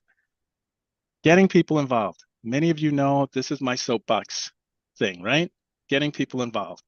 If the majority of your time is spent not as president's councils, right, but as PA/PTA leaders, right? If the majority of your time is spent talking about students and doing things for students and families who are going to leave your school at the end of the year, don't be surprised that people who are going to be there next year don't show up this year, right? Let me say that again. If the majority of your conversations at your PA meetings are about graduation, don't be surprised if my child is not graduating, that I'm not going to show up until they are ready to graduate. Does that make sense? Because then you're not being relevant, you're not being intentional, you're not being deliberate. And you have a whole school of children to be supportive of. You have a whole school of parents to be supportive of. That's what I'm talking about. Being intentional, being deliberate, being relevant. If my child is in the 3rd grade and you're talking about 5th grade graduation, guess what? I'll see you when my child is in the 5th grade, right? Because you're not talking to me. If my child is in the 6th grade and you're talking about 8th grade graduate, you're not talking to me. If my child is a freshman in your school and you keep talking about seniors, you're not talking to me. So you know what? When my child is a senior, I'll come to the meetings because now you'll be talking to me. So have a plan that's going to address the needs of the entire school. So this gives me to a point, and I know this is going to be received a mixed bag of things, right? Because it's all about the relationships that we build or don't build. The regulation requires that you meet quarterly with your principals of your school. So I think rather than being haphazard, go in with an agenda, right?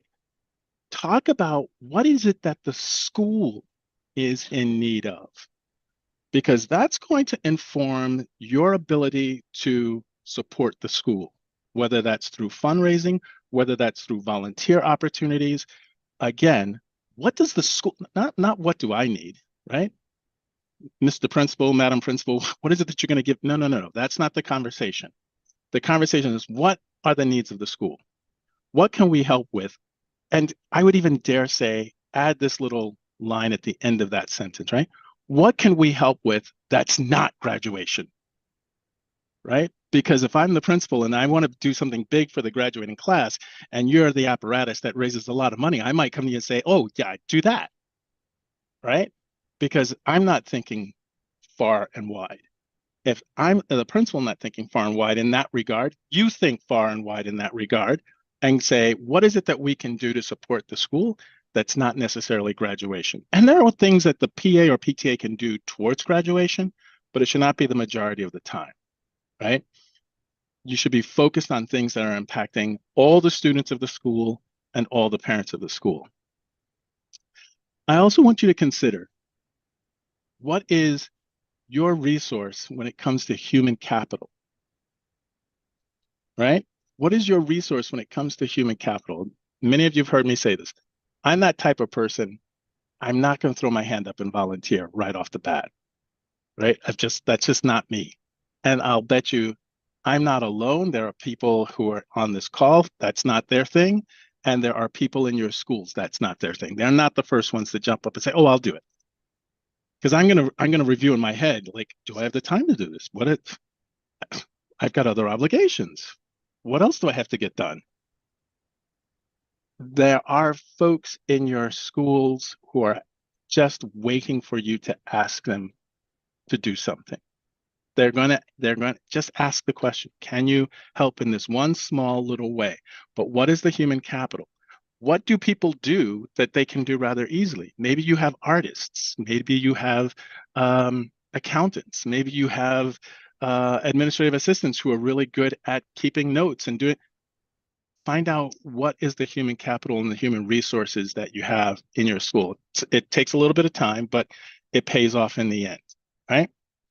The other thing is, I would also say, is learn from each other here in this space, because there's some really strong, good practices that are happening that are done by your other CPAC members. So having that conversation where you're talking to each other about what you're doing so that you can learn from each other. And then the last thing I want you to give some thought to is, what is the culture that you're helping to create in your schools? Is it one of cooperation, or is it one of confrontation? Is it one of problem solving, or is it one of problem creating? Right? You can look at the glass and say it's half empty, or you could look at the glass and say it's half full. Right? So where do you fall on that spectrum? Because again, I always say, it's not about me, it's about our students, right? It's about the kids. We hear that all the time, right? So let's make it about, there are always going to be problems that we're always going to be asked to solve. There's always going to be conflict, because that's just human nature. But how do we go about resolving conflict, and how do we move towards resolving problems and working towards solutions is always key, and the most elemental thing that we can do. So I'm gonna pause here. I'm gonna pause Yeah. here, and if there are questions, we're gonna take it after because they're gonna be probably more questions, and I'm gonna want you to answer it, and so you could do all the talking. I'm gonna go back to I'm gonna go right back to the slides and do that segment, because you have touched on some of the stuff that we wanted to make sure. So we're gonna start again, and this is for Jesse. The new year, may you have a heart of courage and a mind of will, and may you get whatever you desire, always at your will. And again, to apply this towards the work that we do at education and with our partners, we need each other, we need to support each other. And as President's Council President and as CPAC, our role is to support President's Councils so we can support our PTAs, who are all the boots on the ground.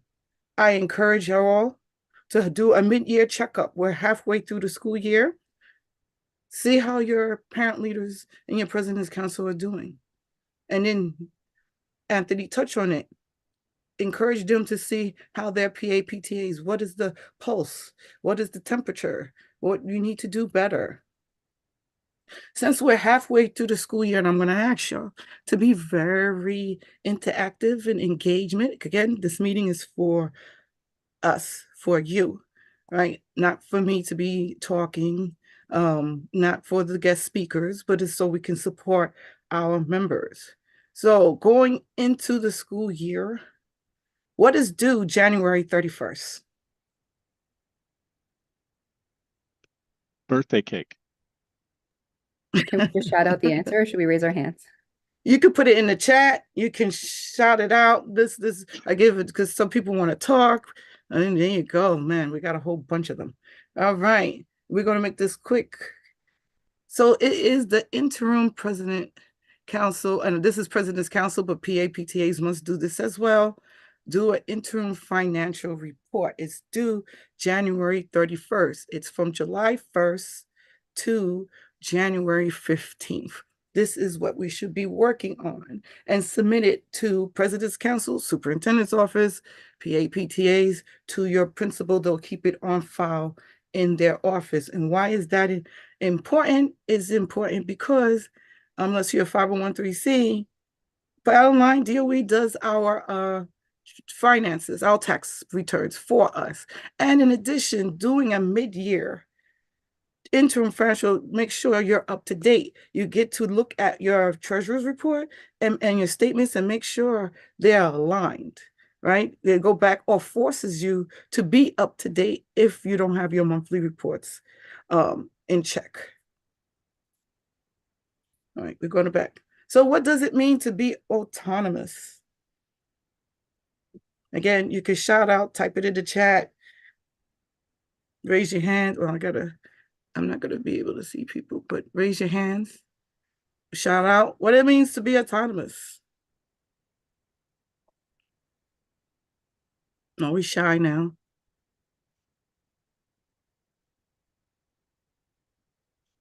All right. Independent organization that makes its own decision. We make our own rules. Okay, I'm gonna go. So parents are running their organizations in compliance with the chancellor's regulations and their bylaws, right? Bylaws or can't contradict the regs or state law, right? But you are running in compliance with your bylaws and chancellor's regulations. You're running your organizations. It's not the principal, it's not the parent coordinator, it's not a teacher. It's parents are running your PAPTA and president's councils.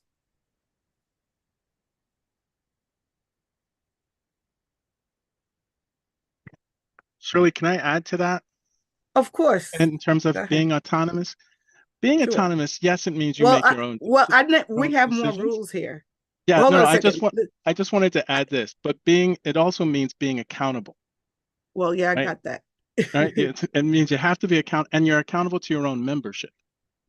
So, I mean, that's what autonomous really means. Yes, you get to make your own decisions, but you get to make your own decisions in connection with your members, and you are held accountable to those decisions that are being made.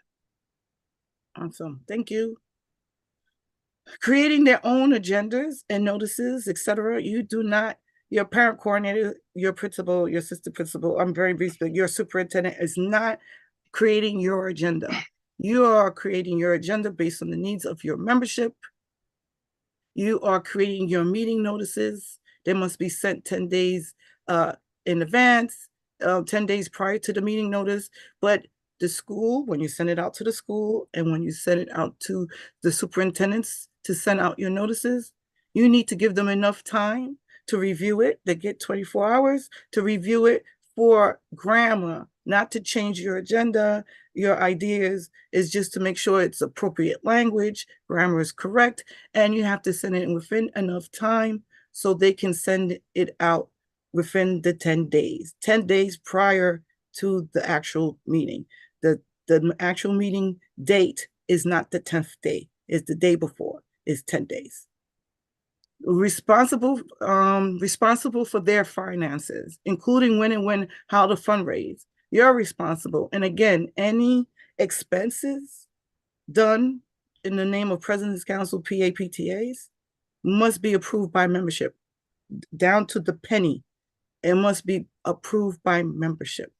So if you decide, and you meaning whoever, could be a member, a parent, member, or someone on the executive board, if you make expenses that wasn't pre-approved or is not within the bylaws, don't expect, if they say no, you would have to eat the expense. So make sure membership or you're in alignment to the needs and wants of your membership.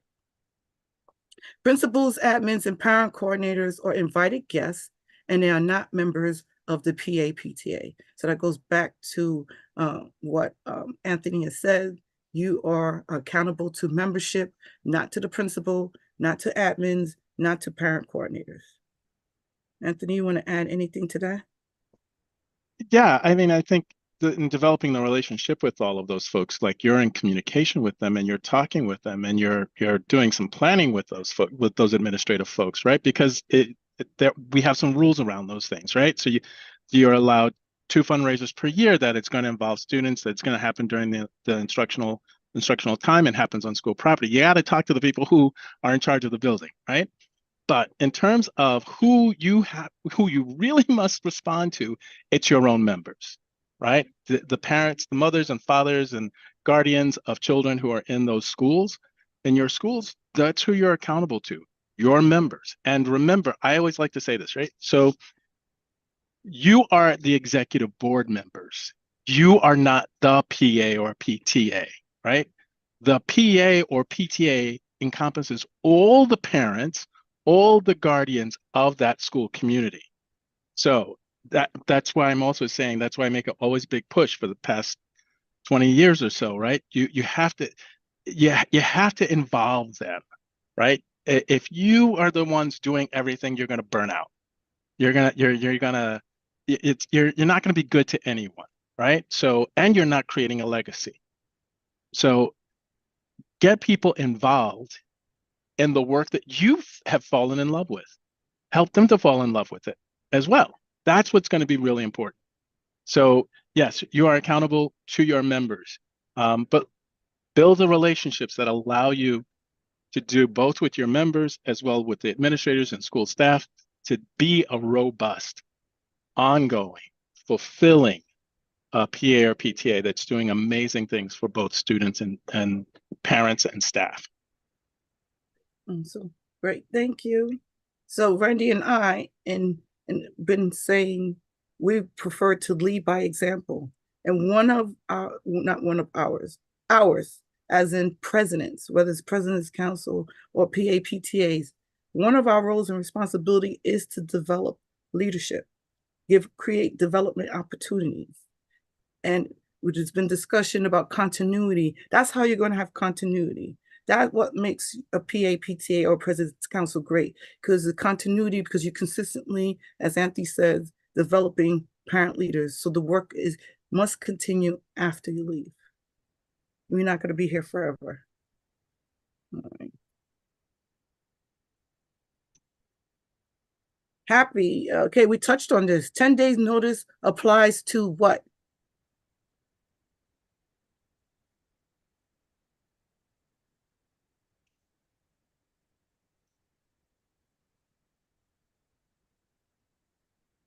Okay, can we be more specific? What meeting notice?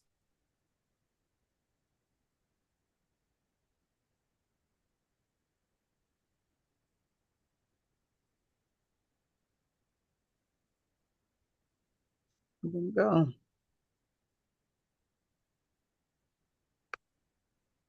PAPTA notice.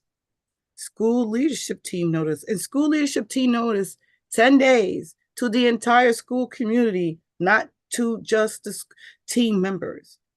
Subject to open meetings law, 10-day notice to the entire school community must go out to the entire school community, just like PTA meetings, to the entire school community, 10 days notice.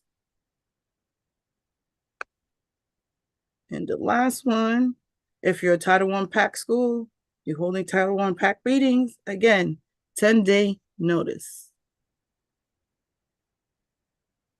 You want to add anything? Am I missing anything, Anthony? 10, I just always remember, notice it's going to be the normative of 10 days. That's pretty much the standard that we've established for all of these organizations. It only changes when it's superseded by state law. And in that situation, that really we're talking about CECs, which have a 72-hour notice. But for PAPTAs, SLTs, president's councils, Title I, our norm is 10 calendar days. Some of you might remember when we would only limit it to 10 school days. All right, and that took out holidays, that took out weekends. So in hopes of making it easier, 10 calendar days. And like I said, if you're doing the planning ahead of time, the 10 days is nothing, right? Because you've already got that done, and it's just a matter of hitting a button and sending it out. I do want to say this. You have to be mindful of it's 10-day notice to your members, right? 10-day notice to your members. If you are sending your notice out at 11:59 on the 10th day at night, there can't be an expectation that your members are going to get that in 10 days. It's impossible.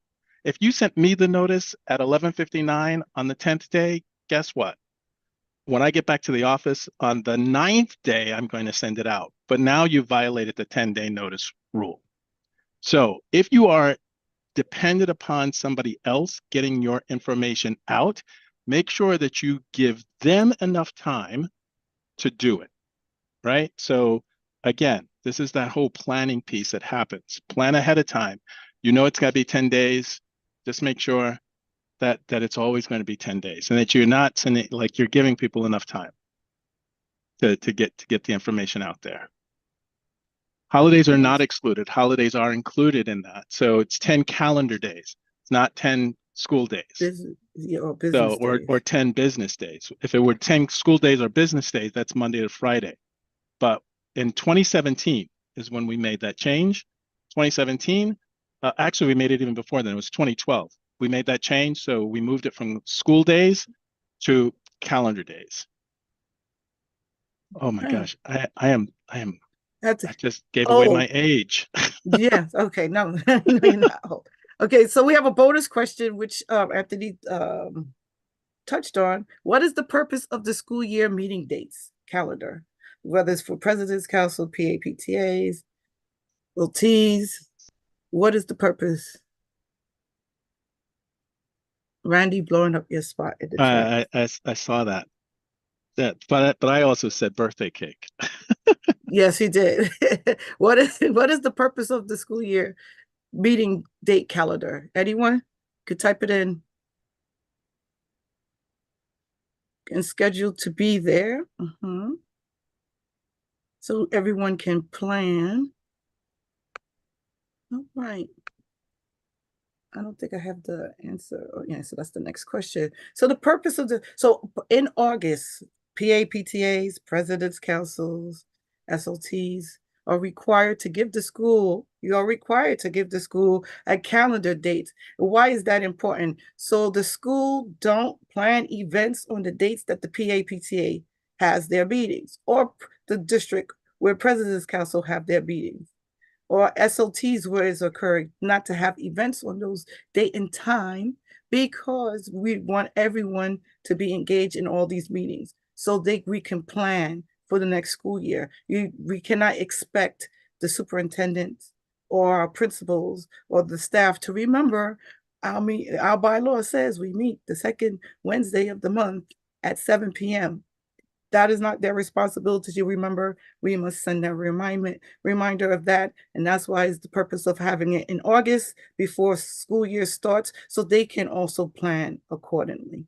I'm going to give an example of how a high school, the PTAs had their meetings on the first Wednesday of the month, and the college advisory team kept putting meetings for senior parents to show up.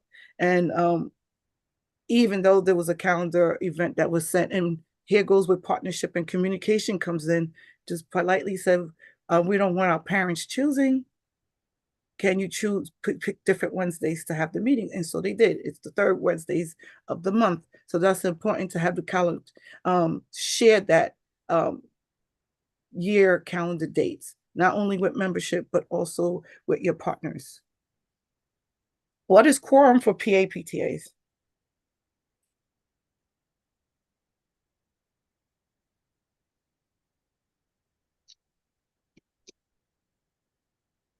So if I was a strict teacher, like let's say math teacher, we need to show work.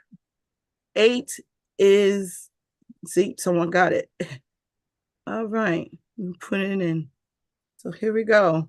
It's 2 executive board members and 6 other parents, which could include other board members, but you have to have a minimum of 2 executive board members, 6 parents equal 8. Is a specific formula that must have. So if you have 9 parents and you only have 1 executive board member, you do not have quorum. So the magic number is not 8, it's how you arrive to 8. That's what quorum is for PA-PTAs. Bonus question. What is the quorum for President's Council? Since we are President's Council members. What is quorum for President's Council?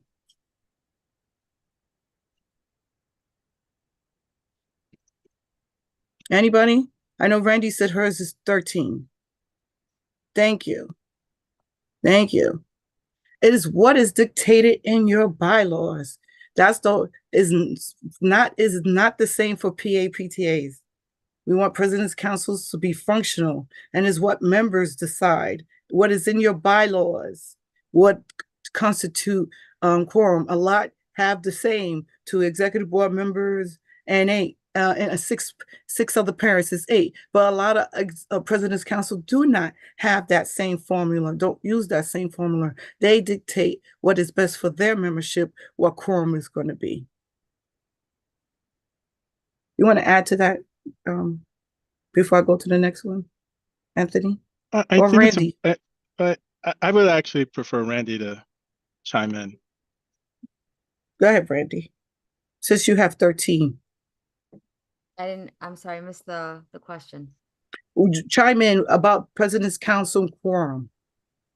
So in my district, we have 28 schools and we want to have the majority of members attend, but we don't want to make decisions with just 8 members when we have 28, when we should have 28 members there. So we wanted to make it a little bit more to make decisions. If you only have the smallest amount, the minimum requirement, then those are the people that are making decisions and voting on issues that are affecting the whole district. So why not have it more and encourage everyone to come and attend, to be part of the decision-making process, so all voices are heard.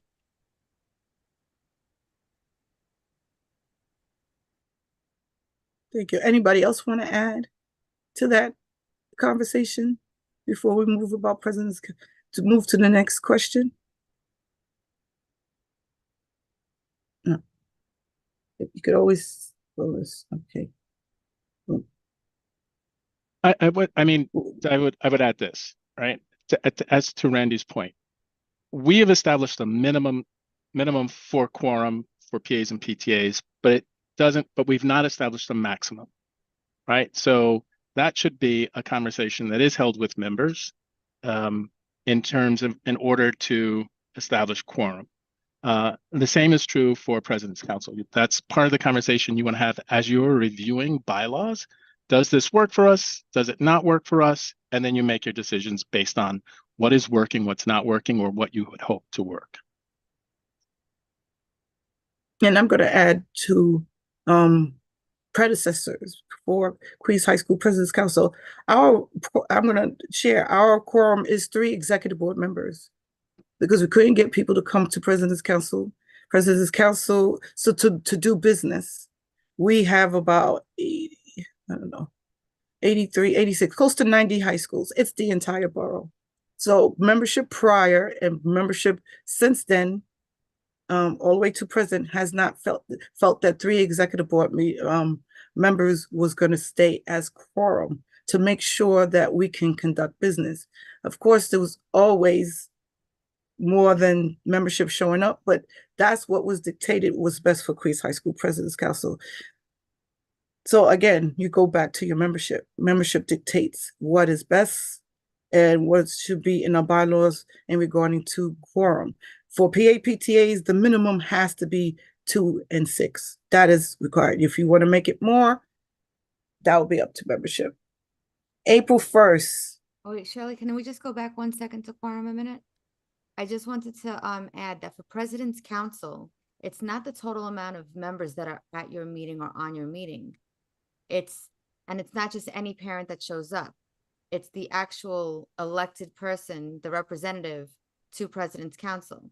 So if the president is supposed to be the representative to President's Council and they send the recording secretary because they can't be there, the recording secretary can be there to get that information and turnkey it back to the council, but to their PTAs, but they cannot count towards quorum.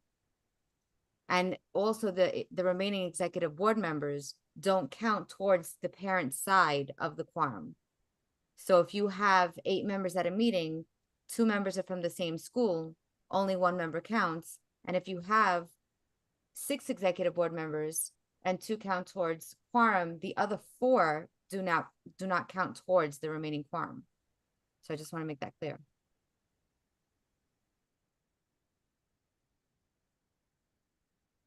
For PAPTA or President's Council, because now we're going to kind of differ on that. No, I just it's strictly President's Council. Parents of PTA, any parent that comes to PTA council is quorum, as long as they're parent legal guardian. But for President's Council, it is the rep to President's Council, the same way we have CPAC. All the members that are here are the representatives that were elected to serve on CPAC. Any other member that comes on doesn't count towards quorum, but they can still turnkey information. Yeah. Okay. So you mean executive board member, not of President's Council. You mean of that particular school. You need to clarify because I took it as. So for President's there you go. Council, as the president, I would come to President's Council as a PTA president. If I'm unable to make it and I send my recording secretary, who's not the designee, the alternate, anybody, and they just come, they're allowed to sit there and get the information to turnkey, but they don't count towards the actual quorum in meeting quorum for that meeting. Okay, so designees is the one who's on President's Council. So they are a voting member. Then, so it's if the president of a PTA sends a designee, that's why it's on CPAC, that's why it's on the election certification form. That person who is sent to President's Council is the voting member. They can vote because that's who is designated in place of the president. Designees or president have the same rights, right? So the president can send a designee because they are not able to meet President's Council meeting or CPAC meeting. So whoever's designated to be the rep for that President's Council or PAPTA is a voting member. So if you're sending someone as an alternate or someone who just wants to join to get information firsthand, they're not a voting member. Right. So and they don't count towards quorum. Right. They could be there to turnkey the information, but they don't count towards quorum. And I'm going to give you an example. So let's say I'm going to say Queens High School President's Council. I'm not the president. I am the president, but I'm not the president. But I was sent to CPAC to be the designee for Queens High School President's Council. If the president shows up, all right, Randy shows up, Randy don't count to quorum, even though she's president. I'm the designee to CPAC. I count towards quorum.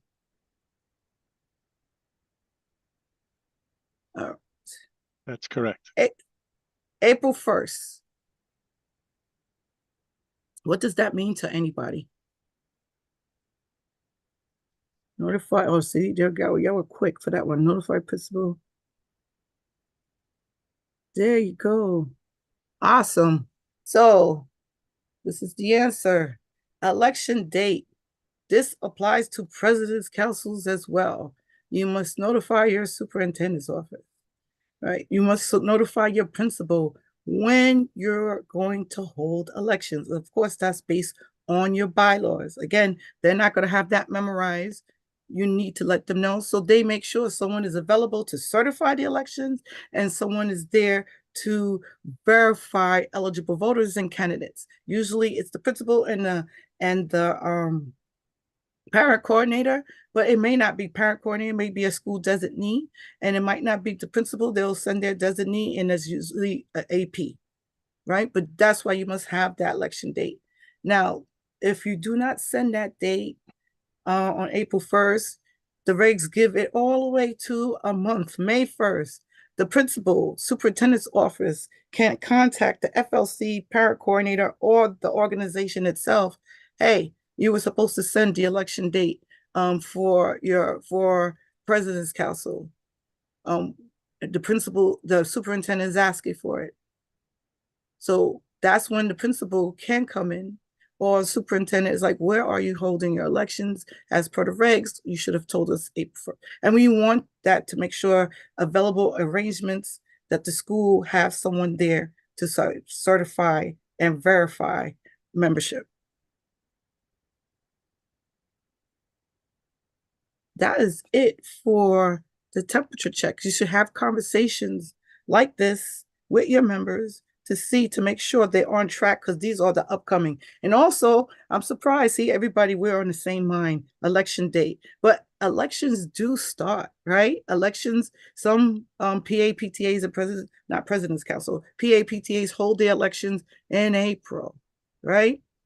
They start right in early. So if they have their elections in April, February, they're starting their nominating committee, right? Or this month, starting their nominating committee. And then they'll have your nominating meeting right the month before your elections. So we're in that time of seasons now. I know I have some schools that have theirs in April. We encourage most of our schools to hold it before June. So by chance they don't get quorum, they have multiple opportunities to have their elections and be set for the new school year. And then President's Council can hold their elections in June. That's what the reg says, June, right? Once elections are not done in June, you take out the parent voice power of holding their own elections. When it goes into the fall, now it's on the FLC to do elections. It's no longer, and there's no President's Council during the summer to support PAPTAs getting ready for the new year. That is why it's important to have your elections in the month of June. Any other questions you want to ask here and now?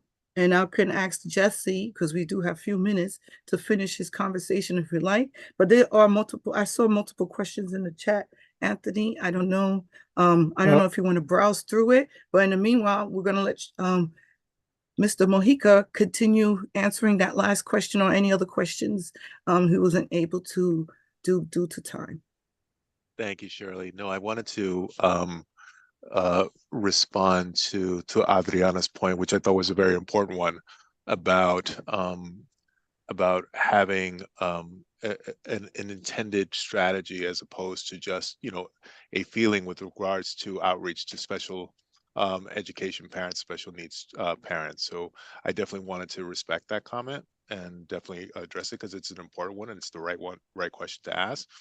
And Adriana, what I was trying to share was that we do have an intended strategy, and I was kind of trying to indicate like all of the levers of that, right? Like the levers of our work with our CCSE and District 75, and that work is ongoing, and that work is also in collaboration with Christina Foti's office, where that's one aspect in the work where parents of children with special needs in our office intersect, where either through policy recommendations or issues raised within respective communities. So that's an active focus, ongoing conversation that we at FACE have. So I wanted to say that and I appreciate your question, because as a parent of a son with special needs, I understand that, like, okay, you could feel a certain way, and I appreciate the feeling about it, but what are you actually doing? So I wanted to talk about what we're actually doing. So that was one part. The other part that I was mentioning as well is with regards to one of the parts of FACE that maybe not a lot of people see is with regards to our intake.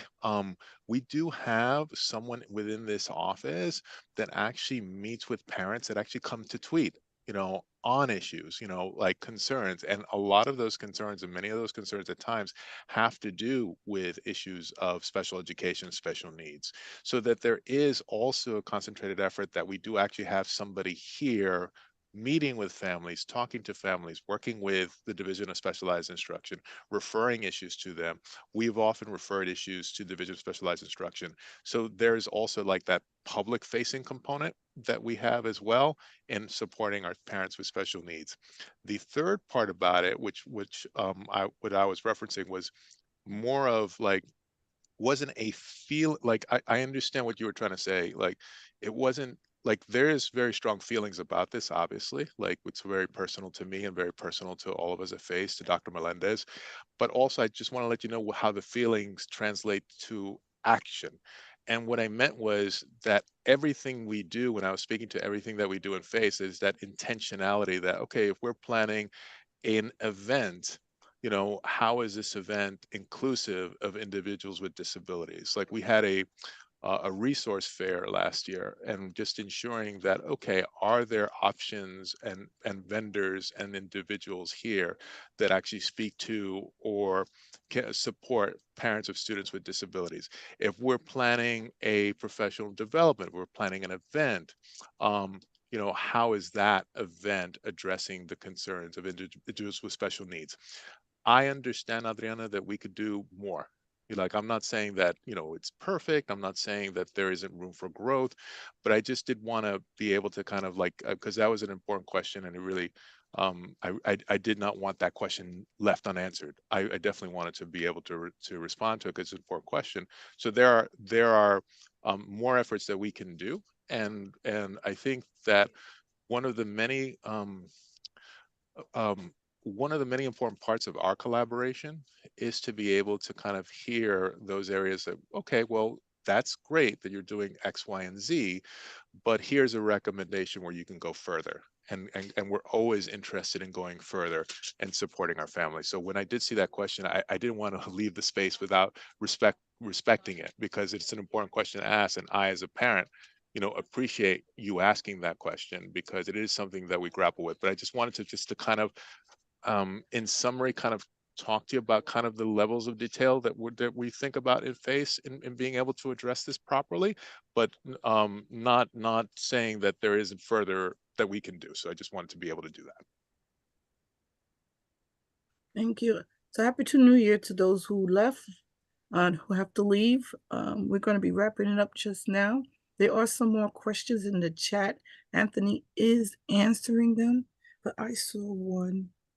I have to go back because it keeps moving. I think this is important for this one. We were just having that conversation. Can you go back to Zelle, Venmo, PayPal rules? Can we have one of the three in the PTA name? So I'm gonna answer that this way. So that particular kind of application has to directly connect to your bank account, to the PA or PTA's bank account. It cannot go to your bank account or another parent's bank account and then transferred over to the PA or PTA's bank account or President's Council's bank account. If you give me a few seconds here, I'm going to put a document I'll put it in the chat, or if I can't put it in the chat, if we don't have enough time for that, Shirley, I will send that to you so that everyone can get a copy of it. But it is the guidance document that we created following the approval of ASIC 60 back in 2021. So, and it lays everything out. But in terms of these applications, Cash App, Venmo, Zelle, PayPal, it has to go from the person who's giving you the money into your bank account. Okay? That's the clearest way I can say this. It can't be that you're going to get, so Cash App is out. Let me just put it out there. Cash App is out. Venmo is out, right? Because you can't go from me and then I'm going to give it to Shirley, who's then going to put it in the bank, right? It's got to go directly into the bank. So whatever is the application, make sure that that application allows the functionality of the person who's either donating the money or paying you for something for it's going to go right into the bank account. It doesn't go to anyone's personal bank account and then into the PA or PTA's bank account. It's just we want to make sure that people are not getting themselves into trouble. People are not susceptible to temptation. There's more than enough temptation out there. Yeah, that's what I could definitely say about that. So unless you can go from the payee into the bank account, don't use that app.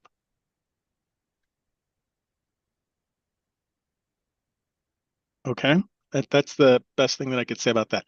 I did want to go back to one other thing because there was a lot of things in here in regards to PAs and PTAs and meetings and let me just say this in terms of PAs and PTAs. PAs and PTAs are run by parents. PTAs may have teachers as members, but those teachers cannot hold an office. And they don't dictate when and where the meeting happens. In all of these situations, we always defer to at the convenience of parents, not the convenience of staff. So that's both for SLTs as well as PA and PTAs. It's always at the convenience of parents. I'm just going to say, you always really want to make sure that whatever's the day that's in your bylaws, that's the date you're following. You're not willy-nilly changing the date for this or for that. Try to stick as closely to that date as possible. It's always, look, there's always going to be an emergency that comes up. There's always going to be an extenuating circumstance, and you make allowances for that. But as much as you possibly can, you stick to what your bylaws tell you is the date, time, and place of your meetings. And if you need to change that, you need to bring that back to your membership, and they need to approve it.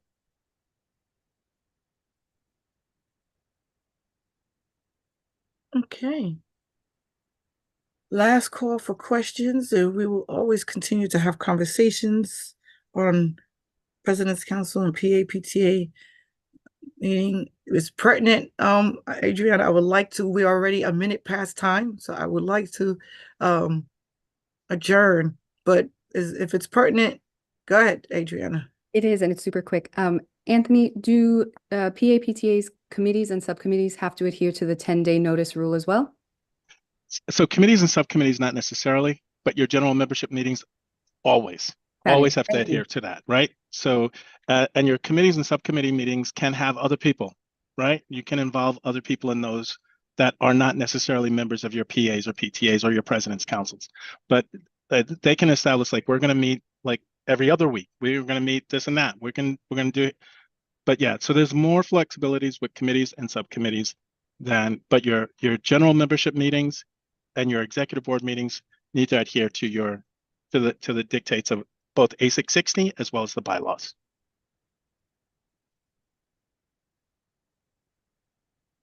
Okay. Thank you for that softball, Adriana. So at this time, can we have someone bring us to an adjournment? Make a motion. This is Rachel, District 25. I motion to adjourn. Okay, yeah, that's fine. Second. All right, the time is 12:32, and we are adjourned for the day. Thank you, everyone. I'm going to ask the board to stay longer, please.